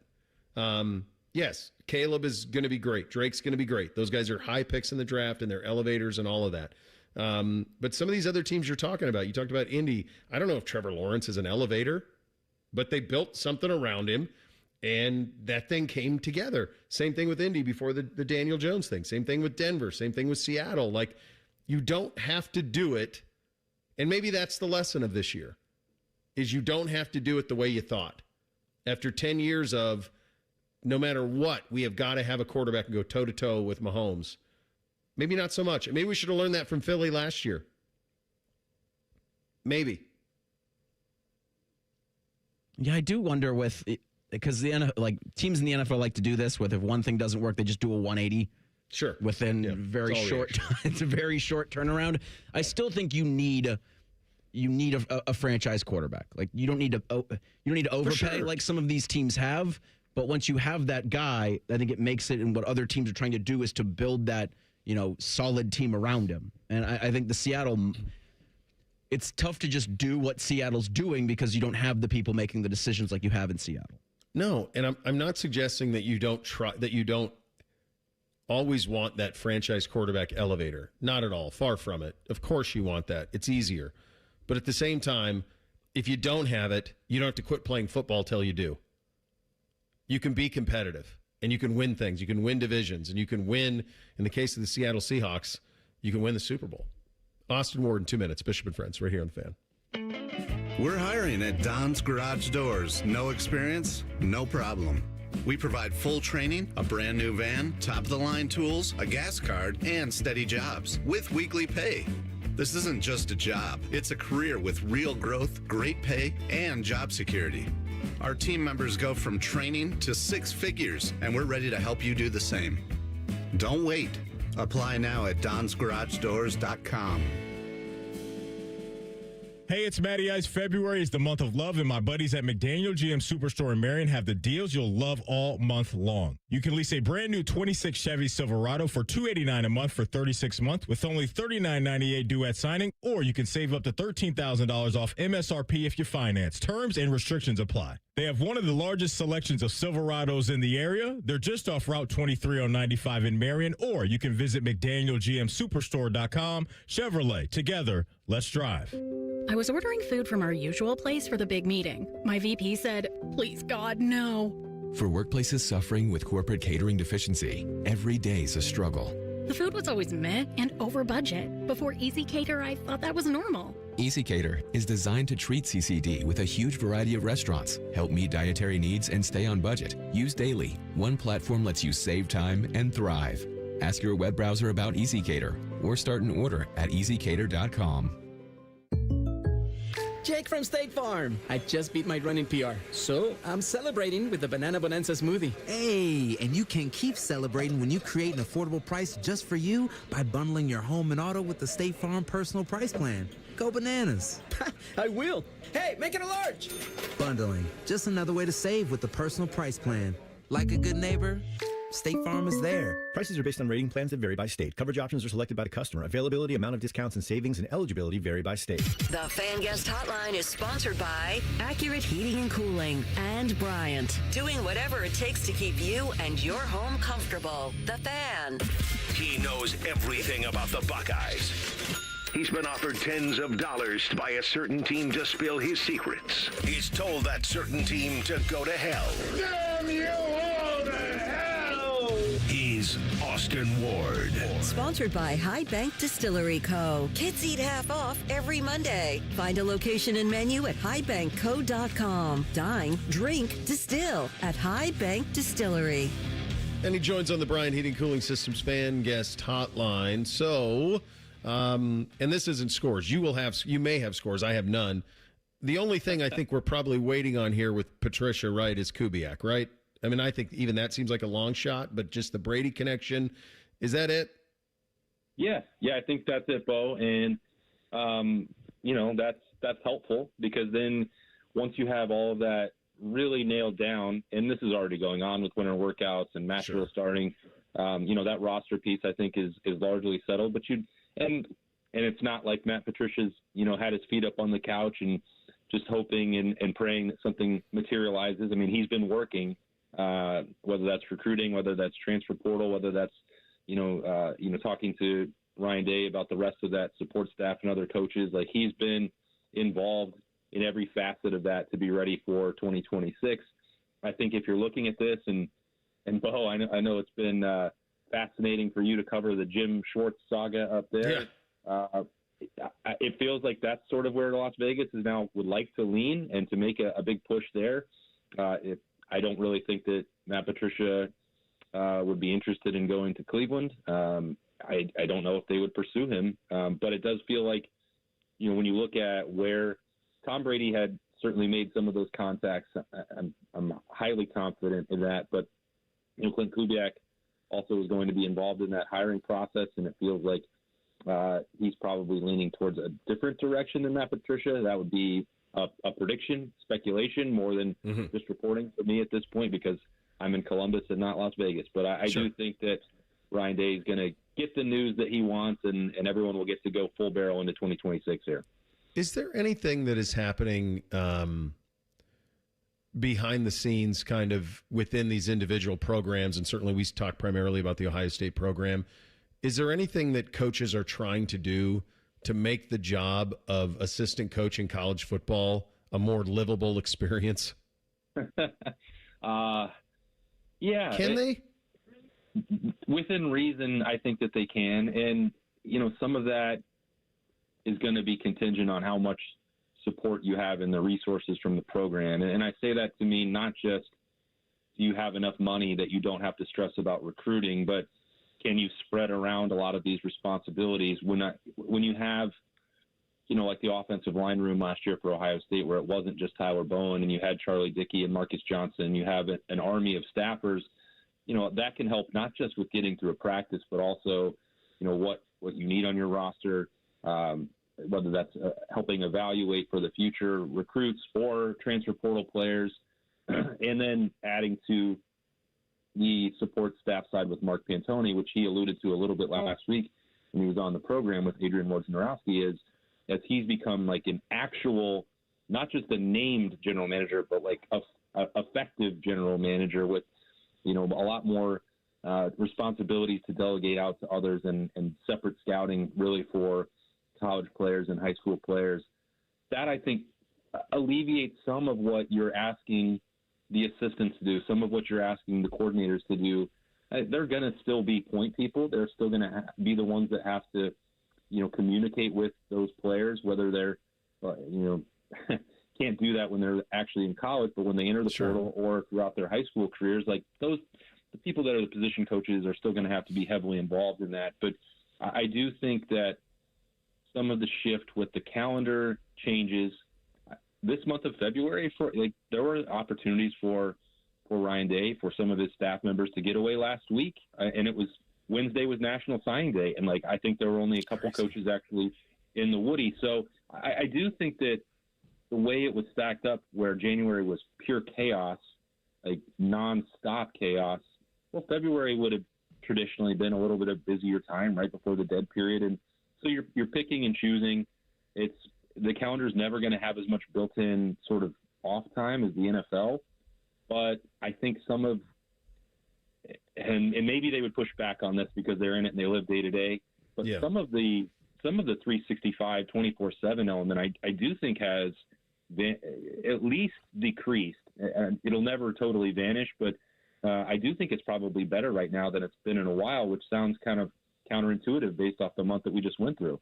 How do you, I assume that this is happening as you were discussing all that. I was thinking it because it's ever evolving, right? And you mentioned the piece with Woj that Mark did. I have to imagine that whether you're Mark, you're Ryan, you get Patricia, you get Arthur Smith in, and obviously we've had Chip in, and we kind of know that what this model looks like a little bit. But I would imagine you're leaning on them because basically what you have to create is a true NFL front office.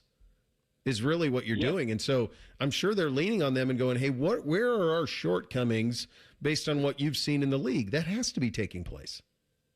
Yeah, I definitely think that it is already with a year of Matt Patricia's expertise on that defensive side. And that's valuable not just for Ryan Day, who I know people get sick of this being reiterated, but still, this is still his only head coaching job, even though he's done it for 7 years and he's a national champion. There's still elements at play, and in terms of humanity, still a relatively young man, still learning how to do these things and enhance what he can do leading an entire program or a franchise, if that's how we want to view Ohio State at this point. But that's beneficial not just to him, but also to Mark Pantoni, who – going back a decade, I remember one of the first times that, you and I got to hear from him when he got to Ohio State was like, oh, this guy could be and have some interest in being a general manager of an NFL team. He's building up from it. And now what could be better than learning from Matt Patricia, Arthur Smith, guys who've sat in those seats that are working hand in hand with NFL general managers or Bill Belichick or whoever. So that's beneficial for everybody. And that trickles down. And the other part, so Ryan Day, Mark Pantoni, but also Ross Bjork, who, what do you need? And Ross Bjork is, in most cases, going to say, yeah, we can get that for you. It's the money side when it comes to coaching and, facilities and everything else. That's a separate matter than NIL. And Ohio State is not saying no to a lot of the things that Ryan Day says that they need. No, that's very important for people to hear that. And I think sometimes fans think that those are the same thing, that NIL and the budget are like the same. They're not. They're two very different things there. I wanted to ask you that. I think we had a chance to get to this last week, but a couple of weeks ago when Ryan was available on Friday, I guess it was after National Signing Day, I guess that was Friday. I've been sick. Sometimes it goes, I'm cross-eyed, buddy.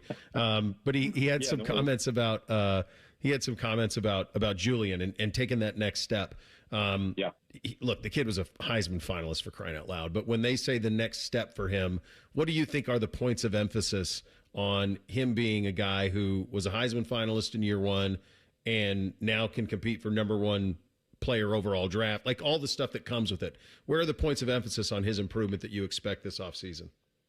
Yeah, it'll sound like a cop-out answer. I certainly don't mean it that way. I mean, it's across the board, but when I say that, I don't think that Ohio State looks at the way that the last two games went, the turnovers, the inability to handle pressure at the highest level, and says, well, we got to scrap this blueprint. Like, we got to change what we did to get him even better next year. I don't think that that's the case at all. I think you can do what you did, because I said this, I think a few weeks ago, or maybe it was right before the Heisman, we were talking, and out of everyone on this roster, I think the biggest individual leap that anyone made, which, Arvell Reese is an alien and all these other things that we saw develop over the course of the year, from the day before the spring game where Julian Sayin was, which I talked to him about this, I talked to Billy Fesser about this, talked to Ryan Day about it. Like, that was a rough practice, and that was the day where it was like, is this actually going to work? The leap that he made from April to the start against Texas, and then the improvement that he made from Texas until the postseason, and he encountered some setbacks there, to be sure, in December in those two games. But if you just do that again, if you add 10 to 15 pounds, which is going to happen just like almost by default, if you step inside the weight room at the Woody Hayes Athletic Center with Mickey Roddy and Anthony Schlegel, like, that weight is going to go on you, and you don't have any choice. And there's now a year of film, both his own and defensive breakdowns that Julian Sayin can do. There's never been any question about his ability to take that processing to the field. It didn't happen maybe as quickly as he wanted to against Indiana and Miami, and I don't think that he's solely to blame for all of that. But you have another spring practice, you have another training camp, and 14 starts under your belt. So a lot of this stuff is, I think, going to happen naturally. I don't think it requires any extra emphasis, a different approach than what they used a year ago. He's going to learn from those two games. I believe that fully. One of the things that Ryan Day has said about him is that he doesn't make the same mistake twice. I think maybe we saw him do that for the first time in those postseason games. But if it happens a third time, I'd be stunned. So all that, you carry that into this year, and I don't think you have to, throw out the blueprint for what you used a year ago, because he maximized it without question from January through August and then into November last year. He did an awesome job with that. Yeah, I'd say we're pretty spoiled. First year as a starter, 77%, 36-10, 32 touchdowns, 8 picks, 177.5 rating, Heisman finalist. That's pretty good, year one. Not bad. Yeah, it'll be good. All right, buddy, good stuff as always. Appreciate you, pal. All right, man, see ya. There he goes, Austin Ward, The Beat with Austin Berm, and, of course, at Letterman Row. And they join on the Bryan Heating Cooling Systems Fan Guest Hotline. We'll hit Thing or Not a Thing up next. Bishop and Friends right here on The Fan. File now with TurboTax on Intuit Credit Karma. They'll find every credit and deduction or your money back. File in the Credit Karma app. This is the Daily Show with Coach Jake Diebler, brought to you by Encova Insurance. 82-61 Michigan victory over Ohio State. Jake, this was kind of a day in which it showed how difficult Michigan can make it, and made it difficult on some of your guys to really try and find a good stretch going offensively. Yeah, disappointed because they were more physical than us today. I thought, when we played them the first time at their place, we set the tone with the physicality, and we didn't do it today. And, it started with the rebounding in the first half. It was a huge point of emphasis going into the game. We talked about it, we worked on it, and we didn't go out and do it. So, again, don't want to discredit their size is tremendous, and they're kind of clicking on all cylinders right now. But I think we didn't do enough physical things out there to take them out of rhythm and be disruptive. All right, we'll have another comment in just a moment. Hi, I'm Archie Griffin, two-time Heisman Trophy winner. The right coverage can be a game changer, both on and off the court. That's why Encova Insurance and their local independent agents are prepared for what's next and protect what matters most to you. Whether that's your home, car, business, or family, Encova's got your back with a policy that fits you perfectly. With local independent agents in your neighborhood and innovative insurance products that can be tailored to fit your unique needs, Encova's playbook is an easy win for your peace of mind. Basketball is full of challenging shots, and life can be too. With Encova, you don't have to do it alone. Your expert agent will guide you and provide insurance solutions so you can confidently manage your risk and count on a financially secure future. For auto, home, and business insurance, you want Encova on your team. Visit Encova.com today to find an agent near you. Encova is a proud sponsor of Ohio State Athletics. Go Bucks! Michigan defeats Ohio State 82-61. And Jake, as disappointing as it is, we know you know that you're probably already talking to them about the opportunities that still lie ahead. If you would just talk about where the focus goes moving into tomorrow and the rest of the week. Listen, disappointed with the way we played today. Disappointed, to obviously play that way at home. We've talked about it, guys. Like the every single game is critical for us in this league. This is one that we can't get back, but we can't let affect the next one. But we need to own, today. We need to own what we did wrong and the things that we can control that we weren't good enough in.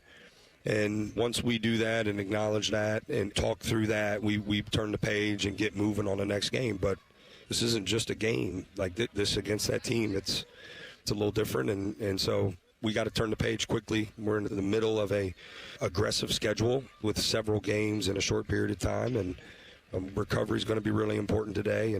But we can't turn the page and not own the areas we weren't good enough. It's the Ohio State Sports Network from Learfield. Around here, it's all-wheel drive all year round, and Toyota has more all-wheel drive choices than anyone. Now through March 2nd, get 4.99 APR financing on a new 26 Corolla or Corolla Hybrid, excludes GR and Corolla Cross, or lease a new gas-powered Corolla LE for $199 a month or 39 months with $36.99 due at signing. With approved credit through TFS, tax, title, and license extra. Call 1-888-36-TOYOTA for details or go to toyota.com. Toyota, let's go places. Everybody knows that Roosters is a fun, casual joint with their award-winning waitstaff, great food, fun, and laughter. It's a quick stop on the way home to sit back and unwind. It's a front row seat to the big game. Roosters is where you, your family, and friends can order pizzas, sandwiches, salads, and more. And the home of award-winning wings that are fresh, never frozen, and so big you won't believe it. It's your family's other dinner table. Roosters, a fun, casual joint, and the official wing sponsor of Ohio State Athletics. Looking to sell your home? Don't pay 6% commission. Call my guys at Sell for 1% Realtors. They're full service, not a do-it-yourself kind of thing. On average, customers save over $10,000. Give them a call, 614-451-6616. That's 451-6616. Getting cold feet? Call Care Heating and Cooling and we'll fix your furnace fast. Call 1-800-COOLING. Say goodbye to car care headaches with Carvenience from Hinderer Motor Company. This is Justin Hinderer. For only $49, we'll pick up your vehicle, leave you with a rental, and return it fully serviced and spotless. No more juggling your schedule or wasting hours at the shop. Carvenience lets you focus on what matters, while we take care of all the rest, making life easier. Schedule your service today at HindererMotorCompany.com. Bishop and Friends is sponsored by Diamond Seller, your true jeweler for almost 80 years. The Fan, Ohio's sports destination. They'll offer betting advice, but don't bet on it being good. You're listening to Bishop and Friends. All right, time for a little thing or not a thing on a Monday. Hit it, fellas. Thing or not a thing. Sponsored by Billiards Plus. Find your next grill and everything you need for the master griller. Billiards Plus on Dublin Center Drive in Dublin. I saw this from Trey Wingo yesterday with the Patriots and the coin toss in Super Bowl 60. They won it yesterday. The Patriots won the coin toss in all 3 of their Super Bowl losses and lost the coin toss in all 6 of their Super Bowl wins. Oh, my gosh. And so he tweets this out at about 6:42 yesterday evening. We all saw Super Bowl 60 where they lost. Thing or not a thing? Just a wild anomaly, I guess. I mean, it feels like if you believe in those type of things, every coin toss I ever did when I was a captain in football or basketball, I always went tails because everybody said tails never fails, and we won half. So I don't know if there's really a method to any of it, obviously, but yeah, that's a wild one for sure. Good job out of him for picking up on that. I saw that right after they did the coin toss, and I was already upset because, Bo, like you, I've always been told that tails never fails. Well, they called tails, and it was heads. Yeah. So I was pretty angry about that already. But then I saw that, and I was like, well, maybe my Patriots moneyline bet isn't going to be good after all, and, well, it was. No, it was not. Can't argue with the flip of a coin, Bo. No, you cannot. Friday Night Lights, that's how they got in the playoffs. Can you believe that part true? Like that in the book, too. Like that might be the most insane thing of that whole and that's saying book something. And story. ESPN's Do that they do. All of them have the coin flip, the movie, the book, and the TV show. And the book, of course, is real. ESPN's Adam Schefter reported Sunday that the San Francisco 49ers have zero plans to trade Mac Jones. The 27-year-old Jones is under contract for another year at a number $3.07 million. Niners coach Kyle Shanahan said as much at his end-of-season news conference, quote, as any player on our team, including myself and John Lynch, you always listen to people and trade offers. But we're also not getting rid of good players, so I'd be very surprised if Mac wasn't around for us next year, end quote. Thing or not a thing? Not a thing, because this is exactly what you would say if you were trying to trade Mac Jones. You'd say we're not trading him. And the reality is, so the more interesting game is, okay, where potentially would they want him? Okay, so now you have to think about who's got open quarterback spots. So just do it by division. Miami feels like Malik Willis is what it feels like that's going to be. I have no idea what the Jets are going to do, but I don't think that they would send him there to deal with that mess. Pittsburgh, does Rodgers come back? Did they go to Will Howard? Seemed like they liked Will Howard a little bit in the presser. We'll see. Would Cleveland be a spot for Mac Jones? Maybe. Could be. But Cleveland's not going to be in the business of giving up assets that are going to be too big to be able to go get him, I don't think. I think they have too many holes offensively to be able to do that. So I don't think that's it. Indy feels like they're waiting it out. Who else in there? Vegas. Seems like they're still committed to Geno, but obviously they're going to draft Mendoza number 1. NFC-wise, I don't really see anybody as a potential landing spot in the NFC. So it's possible that he might be back. It could be Arizona. Arizona would make sense with LaFleur. That would be one. I don't think you want to trade him in the division, but that would be one.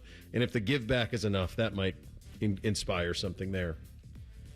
When the salary cap hit is as low as it is, yeah, you would want to keep that quarterback, a good backup quarterback, a quarterback that won games for you this year on your roster. It's just, what is the give back? Is somebody going to come at you with an offer that is just so good you can't refuse? And I'm guessing the way we always overvalue quarterbacks, somebody will come to them with an offer, and it's going to be hard not to. One place, Bo, you didn't mention. Who's that? That I think could be interesting is, we always talked about Mac Jones in Cleveland before Stefanski left and how he would be a fit. What about Atlanta? Are they sold on Michael Penix? Is Kevin Stefanski sold on Michael Penix? It sounds like Kirk Cousins is going to get released, and you would think Kirk Cousins would be a guy that would fit well in Stefanski's offense. Has before. Would Atlanta possibly say, hey, maybe we want to bring Mac Jones in to compete with our young quarterback? I think that's a good one. I think there's four guys who could be available in varying abilities to acquire them. Tua, Kyler, Mac, and Malik. Those four could be there. Some of them are going to be acquirable, but then, to me, does Kyler end up with the Jets? And let's just try to have some fun for a couple years. Those type of are the thing that's going to be interesting. Get a much better handle on this at the Combine in terms of where the NFL teams are thinking about these quarterbacks. Combine begins 2 weeks from today in Indianapolis. According to friend of the program, Chris Vanini, that god-awful Big Ten trifecta shirt that the league was selling for $39.99 is sold out in all sizes but double XL. I don't believe it. Thing or not a thing? I don't think it's a thing. I don't think so. That's what their website says. Yeah, unless they printed 8 of them and they all got bought up for Feinbaum. Who else wears this? Unless the Big Ten offices make their employees wear them. So if you haven't seen this, it says Big Ten trifecta, and then it's got a Michigan logo, an Ohio State logo, and an Indiana logo on it. Who's the target? And Bake perfectly executed this last week, saying maybe we could buy it for Feinbaum. But outside of buying it from somebody from the South, who is buying this? So I don't believe it. I think it's nonsense. Tony Petitti just keeps hitting add to cart on the website. Yeah. I want a bunch of these. Right. Giving them to people as Christmas gifts. And I misspoke. According to the website, all but 3XL they are out of. Yeah, do you believe it? Unless, I guess you could sell out of anything if you sold few enough of them. Yeah. If you just do you think you'll have ever many see available. One? Will you ever see one in the wild? Yes. Yeah. You think you will? I think so, too. I think there are enough people out there that root for the Big Ten. Now, it's nobody that's an Ohio State or a Michigan fan. I don't know about that, babe. But I do think there are people out there, like my grandpa always rooted for the Big Ten. Always. Wanted the Big Ten to be great. Thought it was better for Ohio State. So there are some people out there that would probably take that, SEC. You think Grandpa Bake is going to walk around in that, though? No, not my grandpa, but I do believe there are some people out there that are like that maybe say are a Northwestern fan or a Wisconsin fan, and they're just like, fly the Big Ten flag no matter what. I wonder if any. I wonder how many were bought for like folks who go to like the Carolinas for spring break. It looks like a great Florida man shirt. That's what I'm wondering. Right, like, you're wearing it around. Yeah. Tampa. You're in Panama City, Tampa. Just driving to Gainesville for no reason. That's what I think. That maybe there's your target audience, boys, is that right there. All right, final hour of the program up next. We kick it off by blitzing it, Bishop and Friends, right here on The Fan. Bobby Carpenter demands that you watch Morning Juice on YouTube. If you don't, Tito will move into your house. Live at 6 a.m. on YouTube and streaming on the Fan app. Moolah, greenbacks dough, Skrilla chips, bread and mo. 2, 5, 10, and 20, 30 big ones, games aplenty. Cheddar, butter, loot and scratch, find the letters, make the match, cause there's many words for cash, no doubt, many ways to play cash word. Check them out. Cash word from Ohio Lottery. It's game time, yo. Cash word, it's fun to go with millions in prizes, don't you know? Lottery players are subject to Ohio law and commission regulations. Play responsibly. Welcome to Tire Discounters. Oh, hiya, Phantom. Mike, you may be in big trouble with Chip Wood. Our owner? Free oil changes along with alignment? On any 4-tire purchase. And Michelin's up to $100 off? Yeah. Sorry, Mike, but I'm telling. But the Wood family is behind all this. Oh, those rascals. But don't tell the accountants. Of course not. And what do they do again? Buy any set of 4 tires at Tire Discounters and get a free alignment and oil change. Make them Michelin's and save up to $100 more. See store for details. When it comes to trucks, dependability matters. At Germain Toyota, we know what it takes to earn your trust. Quality vehicles, straightforward pricing, and a team that puts you first. From the job site to the weekend, drive a truck built to go the distance. Germain Toyota on the corner of I-70 and Bryce Road. Hey, it's Bo Bishop here. Valentine's Day is about getting it right. When it comes to jewelry, you don't guess, you go to Diamond Seller. Nearly 80 years of trusted experts, luxury collections, and no pressure. Guy to guy, they make it easy. This Valentine's Day, shop Diamond Seller, Sawmill Road, Easton, or diamondseller.com. Career changers, including veterans and active duty service members. Your transition starts here. Go from GI to IT in a matter of months. Become a certified cyber warrior with training at My Computer Career. Cybersecurity specialists are in high demand, offering IT pros great opportunities and a rewarding lifestyle while protecting our people, liberty, and treasured institutions from cyber threats. Deploy your career in IT today at mycomputercareer.edu/CWP, an elite CompTIA certification partner. VA education benefits are available to those who qualify. Finding great candidates to hire can be like, well, trying to find a needle in a haystack. Sure, you can post your job to some job board, but then all you can do is hope the right person comes along, which is why you should try ZipRecruiter for free at ZipRecruiter.com/radio. ZipRecruiter doesn't depend on candidates finding you. It finds them for you. Its powerful technology identifies people with the right experience and actively invites them to apply to your job. You get qualified candidates fast. So while other companies might deliver a lot of hay, ZipRecruiter finds you what you're looking for. The needle in the haystack. See why 4 out of 5 employers who post a job in ZipRecruiter get a quality candidate within the first day. ZipRecruiter, the smartest way to hire. And right now, you can try ZipRecruiter for free. That's right, free at ZipRecruiter.com/radio. That's ZipRecruiter.com/radio. ZipRecruiter.com/radio. ZipRecruiter. Hey, it's Anthony. So I was recently asked how I've been doing in my personally fit arch supports from the Good Feet store. And I paused and I said, you know what? Pretty darn good. Because it reminded me what I was dealing with a couple years ago. My personal journey. I had plantar fasciitis, that horrible heel pain. If I was on my feet for a while, my lower back would be on fire. And now, honestly, none of that. 0 issues with my feet since I started wearing them. I have my Good Feet arch supports in every day. I feel supported. I feel aligned. And now that I feel better, it's made all the difference. I want to work out more. I want to go out more. Just be more active. I'm telling you, over the last couple of years, my health, my energy, my quality of life has all been affected in a really positive way. They've really helped me keep the pain away. The guys ask me all the time, do I really have them in today? Yes, I do, and I'll take my shoes off upon request to show you. Go take the free test walk. The Good Feet store on Polaris Parkway and Stringtown Road in Grove City. Get started at goodfeet.com. Broadcasting live from the McDaniel GM Superstore Studios. Driving excellence since 1916. Chevrolet. Together, let's drive. WBNS HD1 Columbus. Good morning. I'm Eric Reeser. The Seahawks won Super Bowl 60 last night in Santa Clara. Seattle's defense suffocated Drake May and the Patriots en route to a 29-13 win. The Seahawks are the favorites to win Super Bowl 61 next February in Los Angeles. Seattle's going to lose their offensive coordinator, as Clint Kubiak confirmed yesterday. He'll be the new head coach of the Las Vegas Raiders. Raiders own the number 1 pick in April's NFL draft. The scouting combine begins 2 weeks from today in Indianapolis. Plenty of Buckeyes will be in attendance for that. In college basketball, Ohio State fell to number 2 Michigan yesterday, 82-61 at the shot. They look to bounce back Wednesday, hosting USC at 6:30. Hear more from the basketball Buckeyes today at noon on the Jake Diebler radio show. Kevin McGuff's squad won at Oregon yesterday, 80-64. The 9th-ranked Buckeyes will host Maryland this coming Sunday. This update is sponsored by RCD RV Supercenter in Heath, Delaware, and Pataskala, or visit them online at rcdrv.com.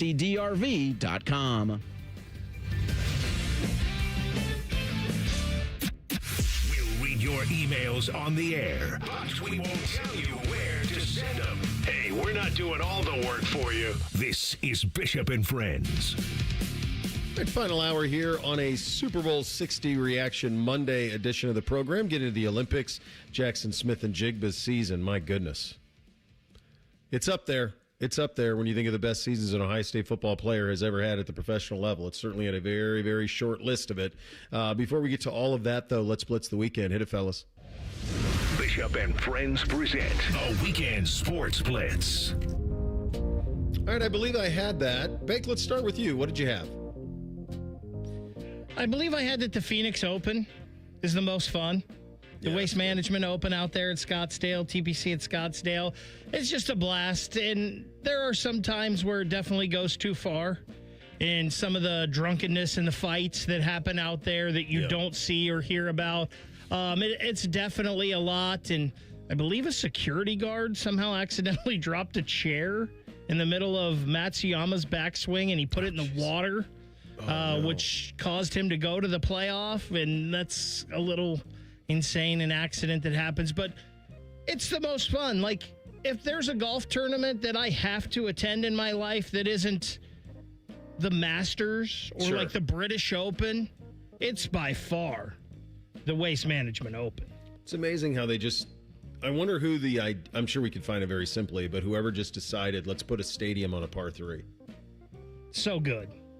I mean, have you ever been out there? I've never been there for it, but we were at spring break one year after and saw like the setup was at the venue. Mm-hmm. It's unbelievable. It's so cool, and it's so forward-thinking to be able to do that. And I think Muirfield's done a good job of trying to mimic some of that the best they can with like 14. So, I mean, there are some cool things that you can do, but they've really crushed that. I know at OSU Scarlet, when they do the Nationwide Children's Open, they try to mimic that a little bit as well on, is it 12 out there? I think so. Yeah. But they try to do that a little bit. We were out there one year, like the week before, for Barrett-Jackson, and not only were they going to have the Waste Management Open, but they were going to have the Super Bowl out there the same year, all of that. Yeah. So it was kind of insane being out there and just seeing everything come in for those next 2 weekends. But that'd be so fun. By the way, just casually dropping in, we were out there for Barrett-Jackson. Yeah. And you and I haven't discussed this? We went out there. I'll sit and watch an hour of Barrett-Jackson. Just watch cars go through. We went out there, I believe, 2 years in a row for another job that I used to do. Very cool. Very cool. Reese, what'd you have? I had that I'd be doing a lot of watching of the Olympics this weekend on Peacock.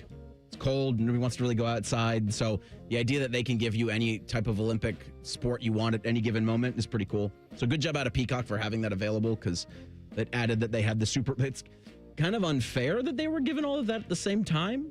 It really... I mean, I'm not sitting here feeling too bad for CBS or ESPN, ABC, but the idea that I could use just one app to get my Super Bowl coverage and then to get the Olympics, I mean, the two biggest things that are on at any given moment, it's pretty awesome. Yeah, Yeah, it certainly was. I'll have some more thoughts on the Olympics coming up at 26 minutes from now. I said this a couple of weeks ago, and I do have to admit something. I find myself texting with Reimer. Oh, no. Yeah. Oh, no. Don't encourage It's like a drug. I know it. Got one hit of it. Now you're addicted. Guys, college basketball's unbelievable. It had a weekend. This year. It's unbelievable. It's had a couple of weeks. What Peterson is doing at Kansas, Carolina Duke, we watched that after getting back from the tournaments on Saturday, was unbelievable. Bootsy, he likes Carolina as his selected blue blood, of course, and so he was running around like a maniac on the shot that won it. They win it at the buzzer. Crazy chaos afterwards. Really bad job out of the folks at the Dean Dome. Get security. You can't have people bombing. Let the teams clear. Like, come on, we've done this before. And by the way, you're Carolina. I don't know if you should be storming the court anyway. Like, I don't know if blue bloods should storm courts. Should expect it. Yeah, you should expect to do that. But college basketball, it's an incredible freshman class, and there are a ton of veteran teams that are lights out and really play highly competitive basketball. The Kentucky-Tennessee game on Saturday was really good, too. Hold on, real quick. I can't let you inflate Reimer too much here. I know, yeah. It's sky blue. It's not Carolina blue. It was the color of the sky way before Carolina was around. And Duke Carolina, it's great. It's not the best rivalry in college sports, Reimer. Quit tweeting that all weekend. It's not the best. No, it's not, but it's really good. And they're only 10 miles apart. So Gosh, it's damn good. It's really good. I did not have that. What did you not have, Vic? Reese, unlike you, I did not have myself watching as much Olympics as I did this year, and I didn't even participate in the Peacock part of the Olympics. I just found myself finding it on USA or NBC. I did check out the United States women's hockey team because they've got Joy Dunn on there, and there's a lot of Buckeyes current or former taking part in the women's ice hockey. I believe there's 12, but I stuck around and was watching snowboarding. I watched a little bit of skiing. I watched a little bit of curling. On a Saturday where, Bo, as you mentioned, there was so much great college basketball. There was, yeah. I had a hard time pulling myself from the Olympics. I found myself on figure skating Saturday night. By the way, this dude doing backflips on skates? Yeah. Is this real life? What is going on here? I just think it's hilarious. You two have finally gotten old. Now you're just sitting back watching the Olympics. Isn't it pretty? Look, guys, it's beautiful. Wow. Isn't it beautiful? You guys just got old. And you're like yelling at your significant other. Hey, God, look at this. Yeah, Look at this. Wow. Hey, by the way, milk's on sale. Don't know if you saw that. Water's warm, boys. You've just gotten old. That's all it is, Reese. I didn't have North Dakota State jumping into the FBS. It was reported over the weekend that the Bison are going to join the Mountain West Conference as a football-only school starting in 2026. The school's going to pay $12 million to join, which good job for the Mountain West to get a $12 million check there. But then they're going to be playing with the big boys. It's not really promotion. They might be self-promotion, and it might work out. They better be organized. That's Feels all like they are, though, right? They are. But it's also, I saw Idaho do this 30 years ago. Lots changed. Idaho did this 30 years ago plus and thought that they were ready for it, and then basically got turned up and just completely beaten down, and now they're back in the Big Sky. So you got to be organized, and they are. I mean, they've been at the top of the sport for a long time, but sometimes it's pretty cool to go compete for a championship. And they're not going to be able to do that going forward. I mean, $12 million to join the conference, and then $5 million you pay to the NCAA to move from FCS to FBS, which is a crime. Like, you shouldn't have to give the NCAA any kind of money in this instance. But $17 million just to move. Yeah, and I'm curious. Like, I wonder what the Mountain West television partnership is. It's going to make that worth it for them, because they're going to lose, a lot of that. So. I did not have that there would be two college basketball teams undefeated on February 9th, and they'd be Arizona and Miami, Ohio. Now, they got your beloved Bobcats twice in the next couple of weeks. Friday night at 9 o'clock, they're playing on ESPN. Is that at your joint? No, it's in Oxford. Oh, okay. I'm going to be locked into that. I can't wait. I will be, too. I'll be in California. It'll be warmer, but I will find a television to watch that one because I'm excited to see it as well. Are you going? No, I'm not going to Oxford. You should go. I'm not going to Oxford Friday You night. can't go to Oxford. Come on, No, I don't want to. No, I'm not. Take Tito with you and do Fan Sports Sunday from down there. Not going to or Oxford. Saturday. Oh my God, Tito went to Miami. No, Tito couldn't get to Miami. But he's hosting with Tito on Saturday, so Tito couldn't get into Tito couldn't get That's why I was surprised. Tito couldn't get into Columbus State. Okay. Jeez, we didn't have to go that violent. 24-1, Miami. That's what Friday night. You know, the lead-in on ESPN is the NBA Celebrity All-Star Game. Into that. That. That'll have a massive audience. That's so cool. Player who impressed Bake. I'm going to go to that Carolina Duke game, and it may not be where everybody else would go from that game. I'm going to go with Derek Dixon for a freshman. And I know they say they practice that play all the time, but for a freshman to be that cool, that calm, that composed, and make that pass with the clock running down to Seth Trimble, who was wide open. Yep. There was nobody anywhere near him, but to make that pass to Seth Trimble, for him to hit that three to win that game, that was just super. You don't expect that kind of a play out of a freshman. That was a great play out of him. But if you coach kids at any level in basketball, what you want is for them to always know where their teammates are. And he knew he was there. Incredible play. James Harden's wearing number 1 for the Cleveland Cavaliers. And I guess he wore that with the Clippers. I realized that's probably the most perfect number for a player like James Harden. Yeah. He looked great with the Cavs. Now they beat a Sacramento team that's won 12 games this season. But for Harden, 23 points in 32 minutes, he had 8 assists. He was 3rd in the league in assists coming into Cleveland. If you can get it to work out, you might have a chance of making it past the Eastern Conference semis. You might. Yeah. I'm going to go players who impressed my 4th graders. That we were in an A bracket this weekend, and there were originally 12 teams in the A bracket, and 5 of them bailed out because the top end of the A bracket was so good, and we are not so good. We are a middle group. We're growing and trying to get better. But we beat a team on Saturday, and we were up 7 with 3 minutes to go against the number 1 seed. Could not hold on. They ended up beating us in overtime. But the one thing I charged them with after Saturday was just have a compete level. Like, we can't fix execution all the time. We can work on that. We can practice it, but just compete. And they did, and I want to give them a shout out. They little 4th graders, they battled on Sunday. So good job, boys. Player who disappointed. Who do you got, Bake? 4 points, 1 of 9 shooting, 0 of 3 from 3. Yeah. John Mobley Jr., you got to be better in that game. You had been playing much better here recently, and I think the worst thing to me was the body language from John Mobley Jr. in that game. It just wasn't good, and it just seemed like he gave up. And if John Mobley Jr. is not hitting threes, I'm not sure what he's contributing. And Ohio State needed him to play better on Sunday. I mean, Mobley, Amari Bynum, Devin Royal, all 3. Yeah. You need to be better if this team's going to do anything meaningful in March. I'm disappointed for Lindsey Vonn. And just a heartbreaking way to end her Olympic career. I had realized Thursday of last week maybe that 2002 was her first Olympics at 17.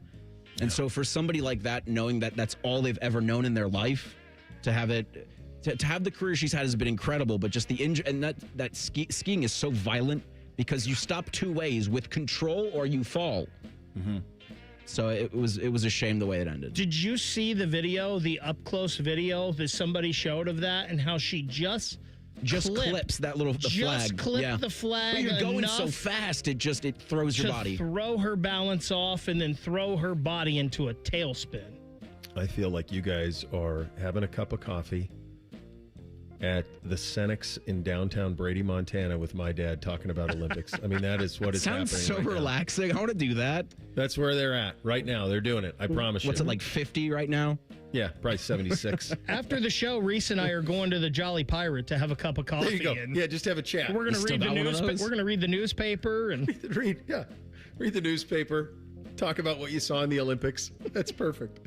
I'm going to go the Garland trade on this one. I didn't have a chance to talk about it much last week. We had so much going on, but not necessarily because of he was traded. I just love watching him play. But the real reason was you think about the sweat equity kids have in athletes, and Bootsy came down. He was like, I don't have any jerseys. And I'm like, what do you mean? He's like, they're all Garland. And I went, oh. He was literally almost in tears with the trade of him. He just loved Garland, modeled his game after him, and obviously a lot more modeling to go. But sometimes you lose that with your fandom a little bit. Bud Kilmer, honorary coach of the week. Who do you got, Bake? To me, it's Hubert Davis. To win that game after not leading the whole game, to go 3 of 3 from 3 in the last 2.5 minutes of the game and hold Duke scoreless. And as you mentioned, Bo, the freshman coached up enough to know that, hey, you have 3 options. This is where they're going to be. And for all those guys to be there in those spots, just a super impressive job out of him. And love seeing Roy Williams just going crazy as a fan there at the Dean Dome. Who does his sweaters? They're unbelievable. Look like my grandma. They're unbelievable. Stuff she used to make. Every Argyle color of Carolina blue mixed with some. I mean, every time you see him, he's immaculately coiffed. I mean, he's one of the I got a guy. Also, did you see what Belichick's girl? I'm going to give it to Jordan Hudson with the shirt that she wore in attendance. That Duke UNC game with Orchids of Asia was the salon that Robert Kraft went to and was busted by the FBI. Do you think Belichick knew that was the point? Yes. You did? If anything, he might, I mean, I don't know if he can tell her what to do, but certainly he encouraged. Yeah. Absolutely crazy. Absolutely crazy to continue to do that. I'm going to go Bud Kilmer on your coach of the week. Whoever choreographed Bad Bunny, he never stopped walking. He fell backwards, forwards, down, up, and somehow just kept going. I don't know who did it, but God bless you. You deserve a lot of credit for it. Jackson Smith and Jigba, maybe the best season an Ohio State football player has ever had on the professional level. We'll get into it coming up next. Bishop and Friends, right here on The Fan. Tweet from a listener. Are you carrying the Buckeye game today? Considering we've never not carried one, yes. The answer is yes. The Fan. Hey, what's up? It's T-Bone. Tired of snoring? Dr. Mark Levy can help with a custom mouthpiece that opens your airway and stops the snoring. No mask, no noise. Call 1-800-MORE-SLEEP or visit sleepbettercolumbus.com today. Stop snoring. Sleep better. Live better. I'm fixing to tell you something that the insurance industry does not want you to ever hear. Bullies often delay and deny. I see them sitting on premiums paid and making money and dragging it out for as long as they can. Many times, we're forced to take them to court. I'm John Morgan of Morgan & Morgan. Their high-paid lobbyists are on a mission to make sure that at trial, jurors are not allowed to learn that the at-fault party has insurance, and in some cases, lots of it. I can think of no case in all my years where there was no insurance for the at-fault party. So let's fight back. It's all these bullies understand. Tell everybody you know the truth. If you've been injured in a car crash or hurt at a store or business, visit forthepeople.com. We're here 24/7. It's that easy. Morgan & Morgan, forthepeople.com. Morgan & Morgan, Ohio office located at 600 Vine Street, Cincinnati. Prior results do not guarantee a similar outcome. Working your way through that home projects list, that means more flushes, more showers, more fiddling with the thermostat. Trust the pros at the Waterworks with your plumbing, drain, heating, and cooling needs. Our certified pros can repair or replace your air conditioner or furnace. Clogs? Call the Waterworks. Drain issues? Call the Waterworks. Plumbing problems? Call the Waterworks. HVAC breakdowns? Call the Waterworks. The Waterworks. Trusted and certified plumbing, drain, heating, and cooling experts. Looking for TRT, Synergenex, and Low T Center take most insurance plans and customize each dose of testosterone for maximum safe results. Don't compromise your health or your savings. Go to Synergenex.com or LowTCenter.com to book your free test today. Getting the cold shoulder? Call Care Heating and Cooling and we'll fix your furnace fast. Call 1-800-COOLING. Join Rothman and Ice every Thursday at 2:30 for Gold Jacket Thursday. Presented by the Pro Football Hall of Fame. A new Hall of Famer joins the show every week. But not OJ, because he's dead and probably a murderer. The Fan. Hey, it's T-Bone again. Listen up. Sleep apnea doesn't have to rule your nights. Dr. Mark Levy's been treating snoring and sleep apnea for over 15 years with proven results. And now he has an office in Marysville. Call 1-800-MORE-SLEEP or go to sleepbettercolumbus.com. Stop snoring, sleep better, live better. Black history is American history, and this Black History Month, the Ohio Education Association believes every student deserves the right to learn the full story of the nation we share. I'm OEA President Jeff Wensing. In 33 years as a teacher, I've seen how honest, inclusive education helps students become critical thinkers and engaged citizens. This Black History Month, stand with the Ohio Education Association as we stand up for our students' freedom to learn. Hello, it's John Kozik, founder and president of TurboTrack Realty, and I buy real estate as is, fast for cash. Give us a call today for an all-cash offer at 614-470-2000, 614-470-2000. I buy vacant properties, inherited homes, divorce situations, death in the family. I even buy my tenants won't pay me the rent houses. Give us a call today for an all-cash offer at 614-470-2000, 614-470-2000. When it comes to a gun suicide attempt, all it takes is a moment. Heather and I had an argument just like any other couple. I was lost. I had snapped. I had a gun and I was going to take my own life. Heather helped me realize that there was still a life to live for the better of myself, my family. My weapon is now safely put away.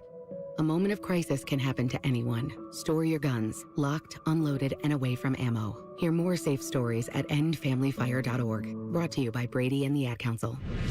Fan weather. From the Logan AC and Heat Services Weather Center. Increasing clouds throughout the day today with highs getting up right around the freezing mark. But then for tonight, mostly cloudy overnight with lows down into the 20s. For Tuesday, enjoy it as we hit our warmest day in a while with partly sunny skies and highs in the mid to low 40s. For The Fan, I'm meteorologist Meredith Garfalo with the 10 weather impact forecast. Just when you thought afternoons couldn't get any dumber. You fellas been drawing for the boozing, have you? Common Man and Tinley. Weekdays from 3 to 6. Your home for dumb. The Fan. Find us on YouTube. Search WBNS Radio and you can see what Bo looks like. But only if you subscribe. This is Bishop and Friends. I tell you what, you're going to have a hard time finding a player with a case better than the case that Jackson Smith and Jigba just made as the greatest professional football season by an Ohio State football player of all time. It's right there. There's others, I'm sure, that will pop up here as we're having this conversation. And certainly Santonio Holmes won the MVP of a Super Bowl and had one of the great catches of all time. But for Jackson Smith and Jigba to elevate his game to the point this year where he was the NFL's Offensive Player of the Year, he is a first-team All-Pro. He elevated himself to the point where he's viewed in the same regard as Jamar Chase and Justin Jefferson as one of the best receivers and best offensive weapons in all of the National Football League. And then to do that and then cap it off with a Super Bowl win, it's going to be tough. He was available post-game, as you'd expect that he was, sucking down a cigar, which is cool to see. Let's hear a couple from JSN. Let's start with how it feels to win the Super Bowl. Man, I'm on cloud nine. I ain't going to lie. I'm straight, though. Good for him. Here's who was asked what he learned about Sam Darnold this year. Sam Darnold, he's a beast. He's everything that you want in a quarterback and a leader. You know, he led his troops today like he's been doing all season. He doesn't let the noise get to him. You know, he's a baller, man, and I've been saying it. You know, the media, they got their own, you know, they want to talk about something, but he's a world champ, and that's something you can't take from him, man. That's something that's cemented in history. Obviously, he went away in the second half of the Super Bowl for a little bit, went back into the locker room, then came back out. He was not – Sam missed him on a couple, probably had him for a touchdown. Christian Gonzalez made an unbelievable play on one of them that probably should have been a touchdown. He probably should have scored. But others stepped up, and JSN lamented that. Man, they've been doing that all season. And however we got to win, we find a way to win, you know. There's been games I caught 2 balls. I don't know what I had tonight, but there's been games I caught 2 balls, and we win, you know. It's just amazing to go out there with these group of guys and know that, you know, what we're going to do whatever it takes to win, and that's the vibe I'm on for sure.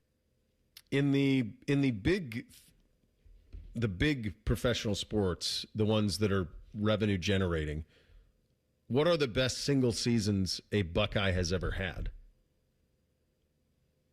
I mean, when you think about what he accomplished this year, first team All-Pro, Offensive Player of the Year in the game, Super Bowl champion.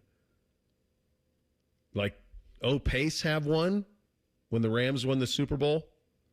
I'm sure. Was he a first team All-Pro? when the Rams won that Super Bowl against Tennessee? Yeah, I believe he was. Let me see here. I mean, that's kind of where you have to start thinking. Is there a defensive player who was... Yeah, the Niners didn't win the Super Bowl when Bosa was Defensive Player of the Year. Orlando Pace was first-team All-Pro as the left tackle for the greatest show on turf year when they won the Super Bowl. Bosa, they lost in the NFC Championship game. Michael Thomas, when he won the Offensive Player of the Year, they lost in the wild card. So Eddie George had 1,500 yards in 2000. So that would have been the year Titans. that they finished second. Yeah. That's the one at the goal line, right? Was that 2000? Yeah. Yeah. It's right there. Was it Chris Carter had a monster year in 95, but 98 was the year, right, that they lost to the Falcons and were probably the best team in football. That's the Randy Moss. Yeah. Randy Moss's rookie year when they went nuts. Yeah, I think it probably is. It's certainly on that. Just think of the names that we're dropping here. I mean, these are all-time names, Eddie and O and those type of guys. You can go back, like Paul Warfield had an awesome year for receiver standards when the Dolphins won the Super Bowl. When they were perfect, or was it the second one? The one in 71. Okay.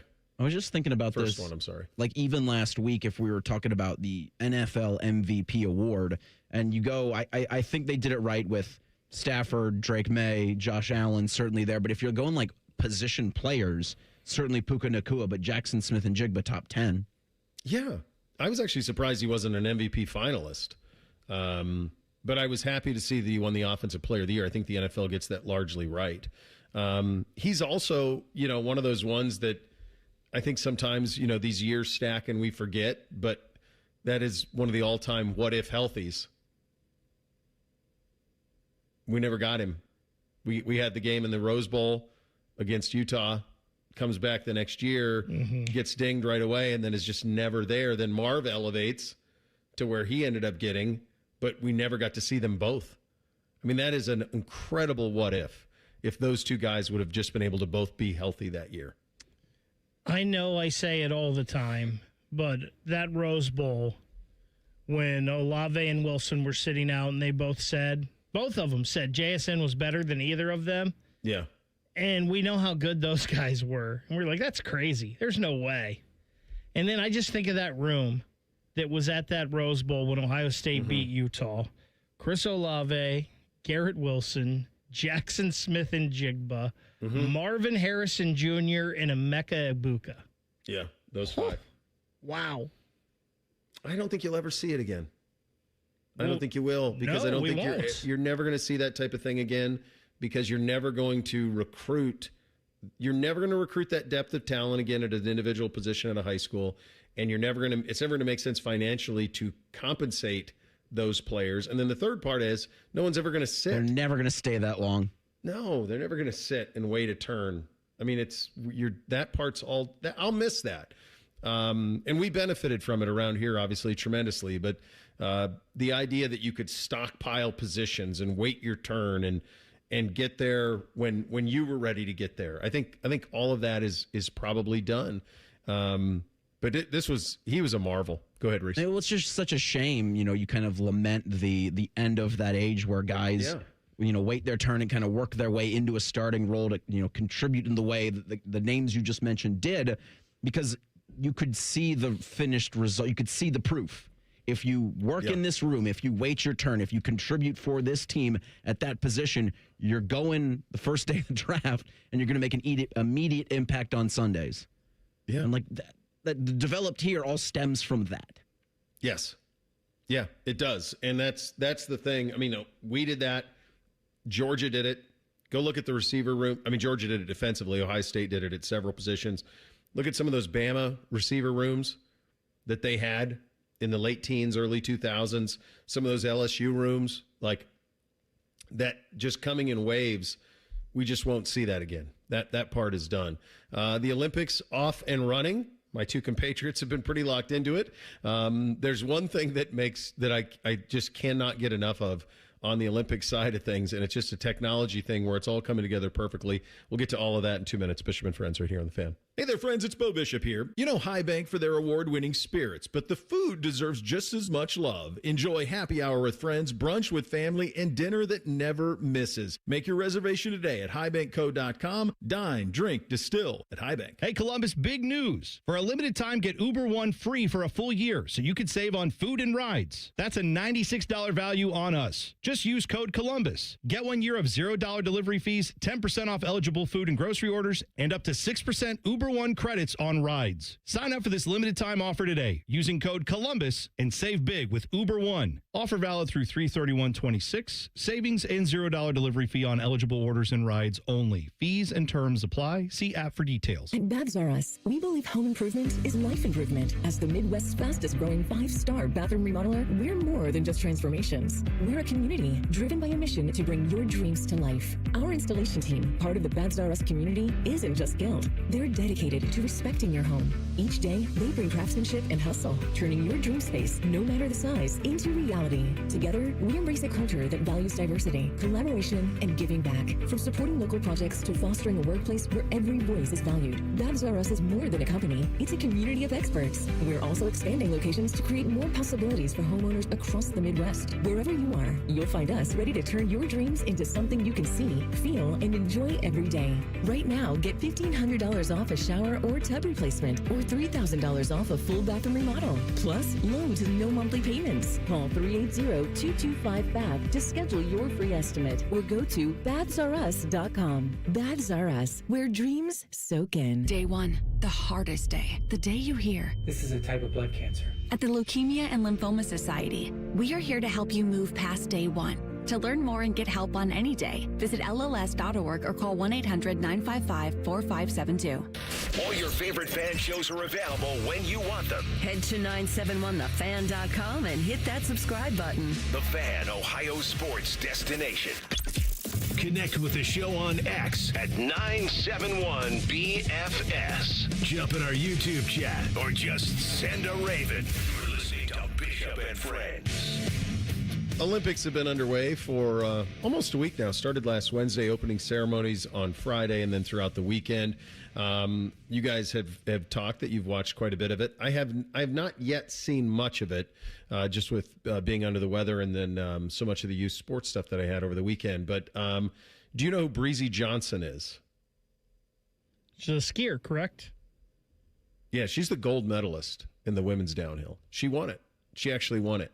And this was the thing that I think, if you're going to be critical of anything from the way we cover and talk about things perspective, I think this is kind of a little bit of a light that can be shined in on it. Lindsey Vonn is a global known entity. She has won an Olympic downhill. She's got, I think, 3 Olympic medals, one of the greatest women's downhill racers in the history of the sport. And she was trying to compete again, tore her ACL, and then ran 2 practice runs, and then inevitably wrecked in one of the more spectacular fashions that you will see on Sunday, was airlifted out by helicopter and broken leg and all sorts of other things that come with it. And she deserves full marks for the effort and trying it and all of it. But it does suck that I think for most people, that was their experience with the Olympic downhill.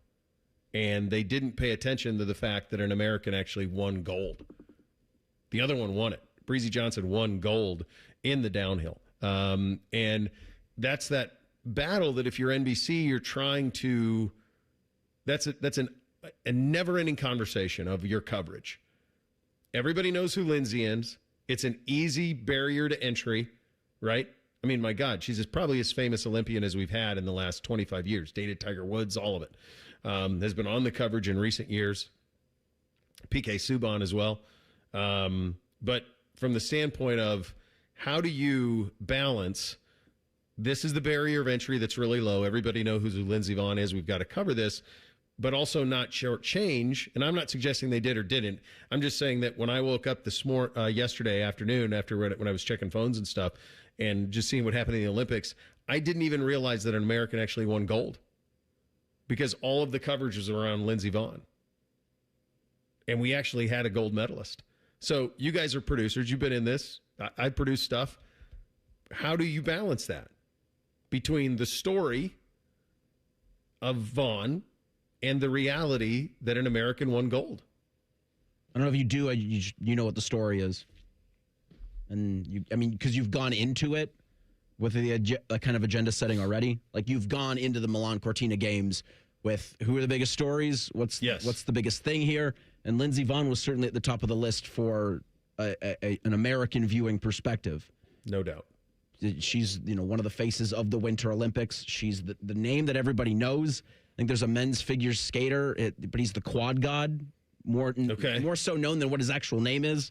Yeah. The figure skating team, they also won gold, so you've got 2 golds for the Americans. But, yeah, it's the known commodity who's going to get you into the door. Who's going to get you into the homes? That's it. Lindsey Vonn's the name that's going to get you into the homes. Mm-hmm. And then once you get in there with that coverage, then you can find. I was looking it up. Breezy Johnson's 30. Mm-hmm. And so that feels sports old. Obviously, Lindsey Vonn being 41. So the downhill skiing thing is a little bit different when you talk about, age and mortality and all of that. But, yeah, Lindsey gets you into the door, and then you can start to introduce Breezy over these Olympic Games. Because I'm assuming the women's downhill's the first of several events she's going to do. So then once you have another event, you can say gold medalist in the women's downhill coming up in the Super G. Yes. Yeah, it's like we talked about before with golf and my dad, how he'd get so mad that golf was talking about Tiger Woods when he wasn't even playing. Yeah, but Tiger Woods is still what everybody knows and what everybody wants to talk about. So you get the casual fan in by talking about what the casual fan knows, and then hopefully you can hook them with something else. Yeah, that's the job. In terms of, I saw Jen Winters with this. I can't find her tweet, but I thought her tweet was so spectacular. Best things ever invented I'm paraphrasing, but best things ever invented in the history of the globe. Number 1, the drone over the Olympic downhill. Number 2, fire. The drone over the Olympic downhill is nuts. It is nuts that you can traverse that much elevation at that rate while turning and having 2 pieces of boards connected to your feet, leaving the ground, landing it somehow and finishing. I mean, it has to feel, obviously it feels like a roller coaster attached only by your feet. Has got to be the way that it feels to do that. And I've skied my whole life. Haven't for a while much in recent years, but grew up skiing my whole life. And I just can't even imagine the idea of locking into skis and going 80 miles an hour down a hill at that rate and having to make those turns and stuff. And it's one of those things that when this is an example of technology doing us right, because now we have the technology to really capture it. And it's hard to take your eye off it.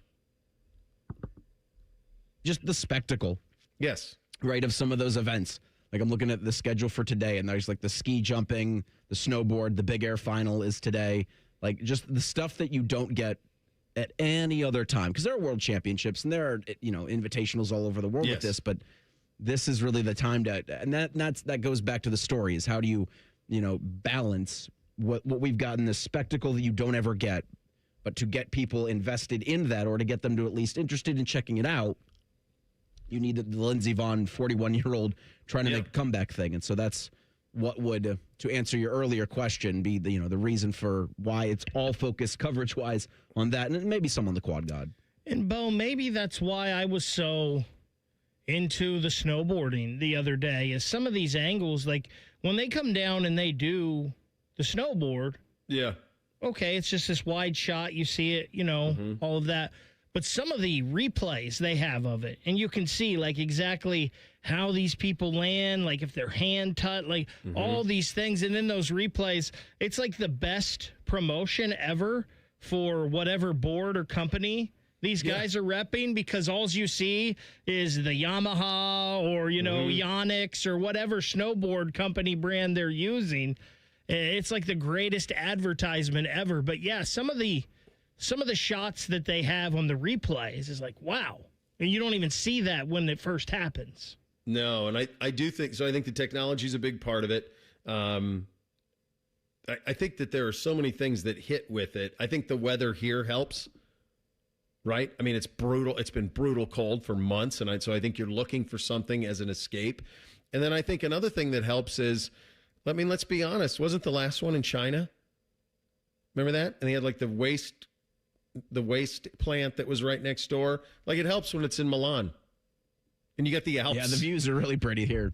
You got the Alps and the sun and blue skies, and it's like, boy, that, I'm not really a winter vacation guy, but you might be able to talk me into going there.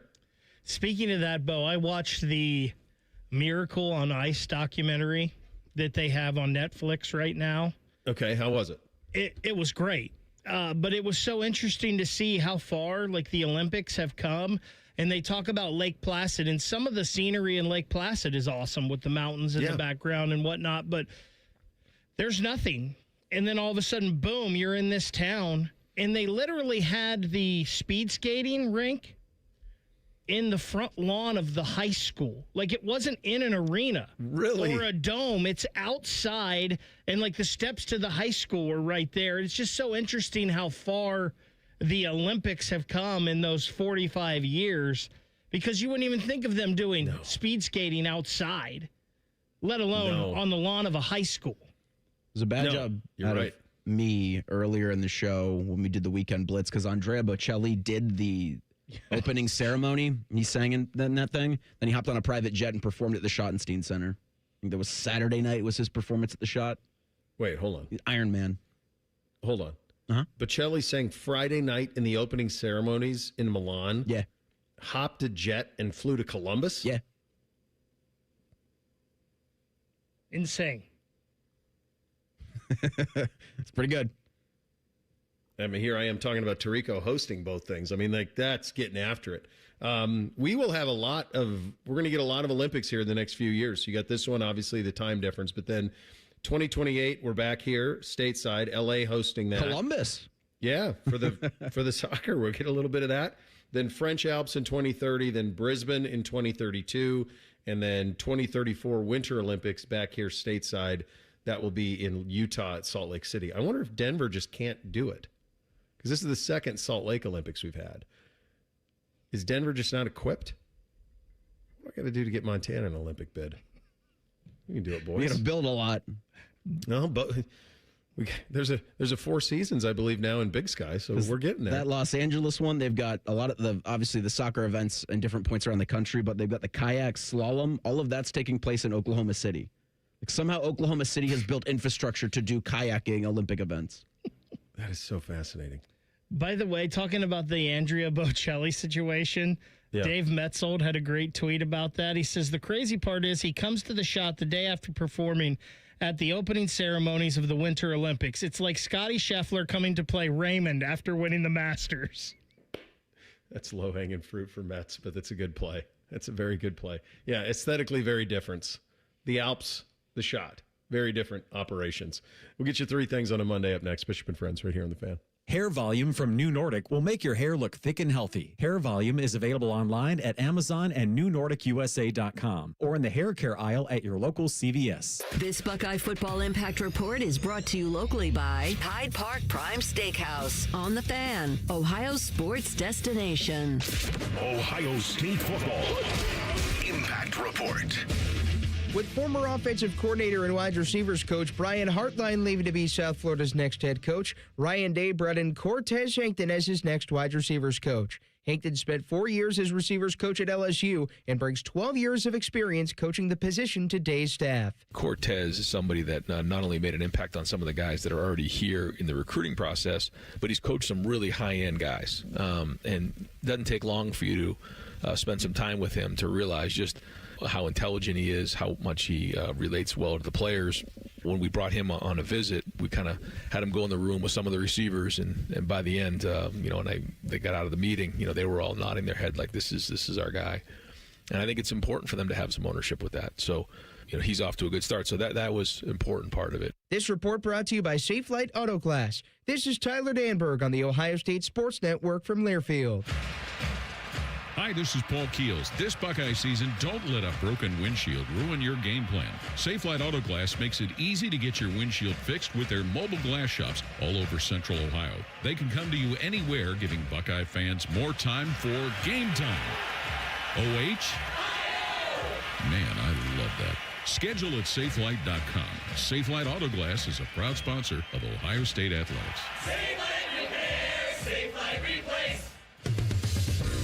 Buckeye fans, choose chill. Coors Light is cold lagered, cold filtered, and cold packaged for a smoother finish. It's got that crisp, refreshing taste that makes those moments when you choose to rise above the noise and choose chill even better. Coors Light is a proud sponsor of Ohio State Athletics, so crack one open and take a sip. Coors Light, choose chill. Celebrate responsibly. 2025 Coors Brewing Company, Golden, Colorado, beer. For over 37 years, Buckeye Nation has known Hyde Park Prime Steakhouse for serving the best steaks in the city. Our thick-cut, aged steaks are a staple in Columbus, with 3 locations in Upper Arlington, Dublin, and downtown. And just like the Buckeyes, we strive for excellence and an experience like no other. Hyde Park is proud to introduce the newly added wine room at our downtown Columbus location, where a new elegance in dining surrounds you, creating the ideal setting for any occasion or the perfect night out. Hyde Park is a proud sponsor of Ohio State Athletics. Go Bucks! Around here, it's all-wheel drive all year round, and Toyota has more all-wheel drive choices than anyone. Now through March 2nd, you can get $5,000 customer cash on remaining new 25 Tundras. Or get 0.99 APR financing on Tundra plus $1,000 TFS APR cash. With approved credit through TFS, excludes TRD Pro. APR cash must be applied to deal. For complete details, go to Toyota.com. Toyota, let's go places.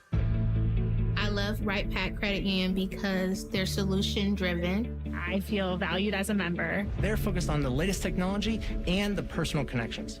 Experience benefits that go beyond banking with Right Pack Credit Union. Just ask our actual members.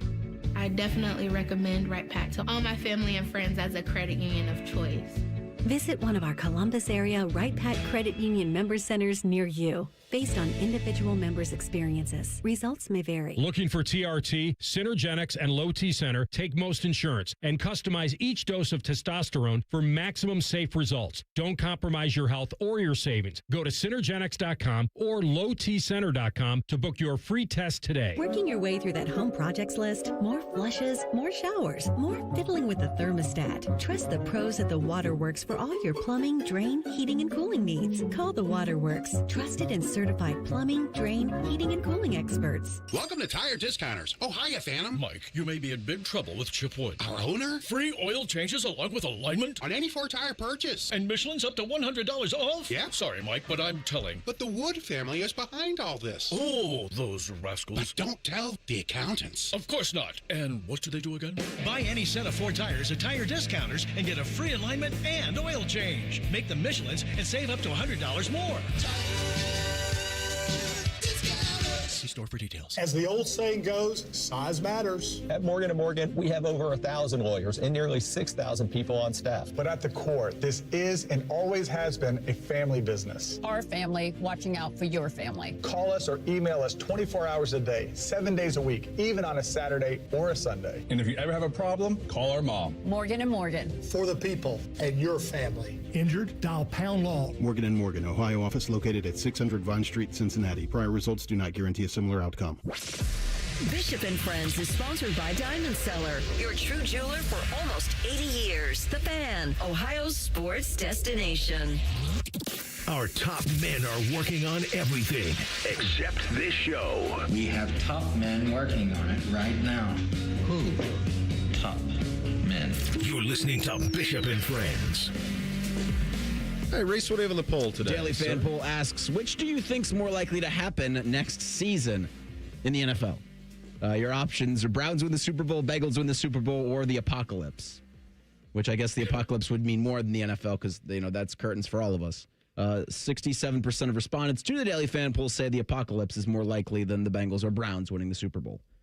Yeah, I'll be curious to see how both teams approach the offseason towards getting back. Obviously, Cincinnati, I just can't even imagine the pressure of landing that I would assume that Joe Burrow is putting on them. Like now, right now, let's go. I just, to be the only team in the division not to make a coaching change and all of those things, it's a little bit wild. I think for Cleveland, if you're Cleveland, there should be some inspiration though, not to suggest that you can go win a Super Bowl, but your defense is of that level that Seattle's is. It's right there. So you have the investment and talent on that side of the ball. Can you get back to being competitive in the division with a good offseason on the offensive side? Maybe. They get a lot of questions. I mean, a lot of offensive linemen that have to be new weapons, have to figure out what they're going to do at quarterback. But at the same time, like defensively, at least one side of the ball in Cleveland, you can say that is elite. And that side travels. So fix the other side this offseason and try to be competitive. We'll see. All right, time for 3 things on a Monday. Hit it, guys. 1, 2, 1, 2, 3 things. Sponsored by Newman Roofing. For all your roofing, gutter, or siding needs, call Newman Roofing today at 614-NEW-ROOF or visit online at newmanroofing.com. This is just to illustrate the absurdity of the life that I've chosen. I love coaching the kids. I wouldn't trade it for anything. Sunday, Beamsy and I left at 5 to 7 o'clock in the morning. We had a game 40 minutes away at 8 a.m. His team was the number 1 overall seed going into bracket play. We played at 8 a.m., 11 a.m., 1 p.m., 3 p.m., 5 p.m. for the championship. The last game was at 5 p.m. We won every single game all the way to the championship. It's a tie game with 5 seconds left in regulation. The referee called a pushing foul, not on the shot, on our defender. Fouls them, us committed fouls in the second half, 12, them 3. This is not over sour grapes. Allows their kid to go shoot 2 free throws and a double bonus to win the championship. We left at 5 to 7 in the morning. And we spent 10 hours, 40 minutes away. And then to have it lose like that was about as bitter a loss as you're ever going to have. Mixed in between, Bootsy played at 11 and 3. So there were some times I was doubling up, running back and forth in the same building. I love all of it, but my God, am I smoked. I am so exhausted, dealing with sickness, all of it. I need a break. So this week when we go out west, it'll be much deserved, kids. I'm going to change my coach of the week then, Bo Bishop. No. Damn. No. That's a lot. It was a lot, though, man. It was a lot of basketball. This from Chris Vanini. We talked about North Dakota State entering the FBS. They're going to be joining the Mountain West as a football-only school in 2026. But the Bison will not be eligible for the Mountain West Football Championship game or postseason play, including the College Football Playoff or Bowl game, until 2028. Which is a really weird wrinkle in all of this. I think it's a very strange choice they're making. And I think be careful here. Like, I hope the 2 Montana schools don't do this. There's value in having 30,000 people at every one of your games and being able to win a championship. First thing for me, the Super Bowl definitely does attract everyone. And one of those people being general manager of your Columbus Blue Jackets, Don Waddell. I saw he was out there in attendance at the Super Bowl, enjoying some of his Olympic break. There is part of me, though, that hopes that there were a couple other NHL general managers out there. Maybe Don doing some work on the roster freeze. You can't trade right now, but maybe we could get the groundwork laid for something here in the future. How awesome would it be if we find out in the next couple weeks, Don Waddell, gigantic big Bad Bunny fan? I could see Don getting down. Like him and, what is it, John Hamm? That was just, there's a video of him just going, him having a really good time at a Bad Bunny show. I would not have had Don Draper just loving it, but he did. He really, really took it all in. That was great. Yeah, that was very good. By the way, that's a heck of a jacket Don had on. That jacket he had on was pretty clean. Looked nice. That was a really good look out of him. Number 2 for me, I did have a chance to watch A Night of the Seven Kingdoms. Most recent episode aired on Friday, so it didn't compete with the Super Bowl. They are hitting every right tone with that thing. It is such a refreshing swerve from what the Game of Thrones universes has been and other stuff. It's just fun, and the most recent episode is a 10 out of 10. They crushed it. I'll have to check that. I still haven't seen it. You're going to love it. Okay. It's just fun. Just don't think of it in the way that you expected the other Throne stuff where it's just so heavy. It's not that, but it's a lot of fun. All right, I'm okie dokie with that. So, again, this is another industry rankings thing. The Fan was ranked 8th of mid-market sports radio stations. Barrett Media does a top 20. And thank you to all the listeners out there for putting us in the top 10. Yeah. That's awesome, and we never want to go a day without thanking you guys out there for making us a part of it. Well said. Second thing for me, yesterday, sometime after I got home from the fan call-in show and the Buckeye basketball game starting, I saw this tweet from Adam King. How does one find out they're good at the luge? What if I'm an Olympic-level luger? That was never offered as a sport to try in gym class. Adam, let me take care of any confusion here for you. You're not. The kid's good at Twitter, though. I like giving him heck, but he's very good at Twitter. I'll give him credit. Adam King on the luge. Are you kidding me? He wouldn't even put the helmet on. He'd be so worried about messing up his hair. He might not need it. I get it. Might hold it in place. I'll do my civic duty for you. Tonight's going to be nuts. Kansas, Arizona. It's at Fog. Pretty sure it's at Fog. That thing is going to be nuts tonight. Arizona's undefeated. Darren Peterson against that team. That's going to be a show.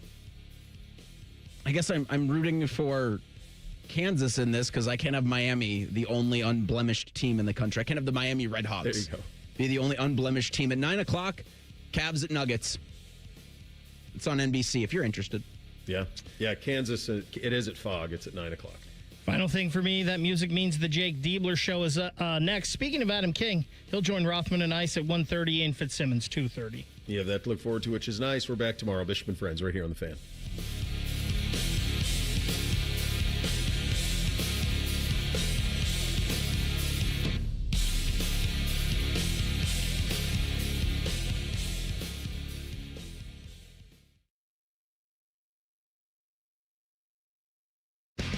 T-Bone and Tyvus are everything you want in a delicious breakfast. Lots of empty calories, no nutritional value. Weekday mornings from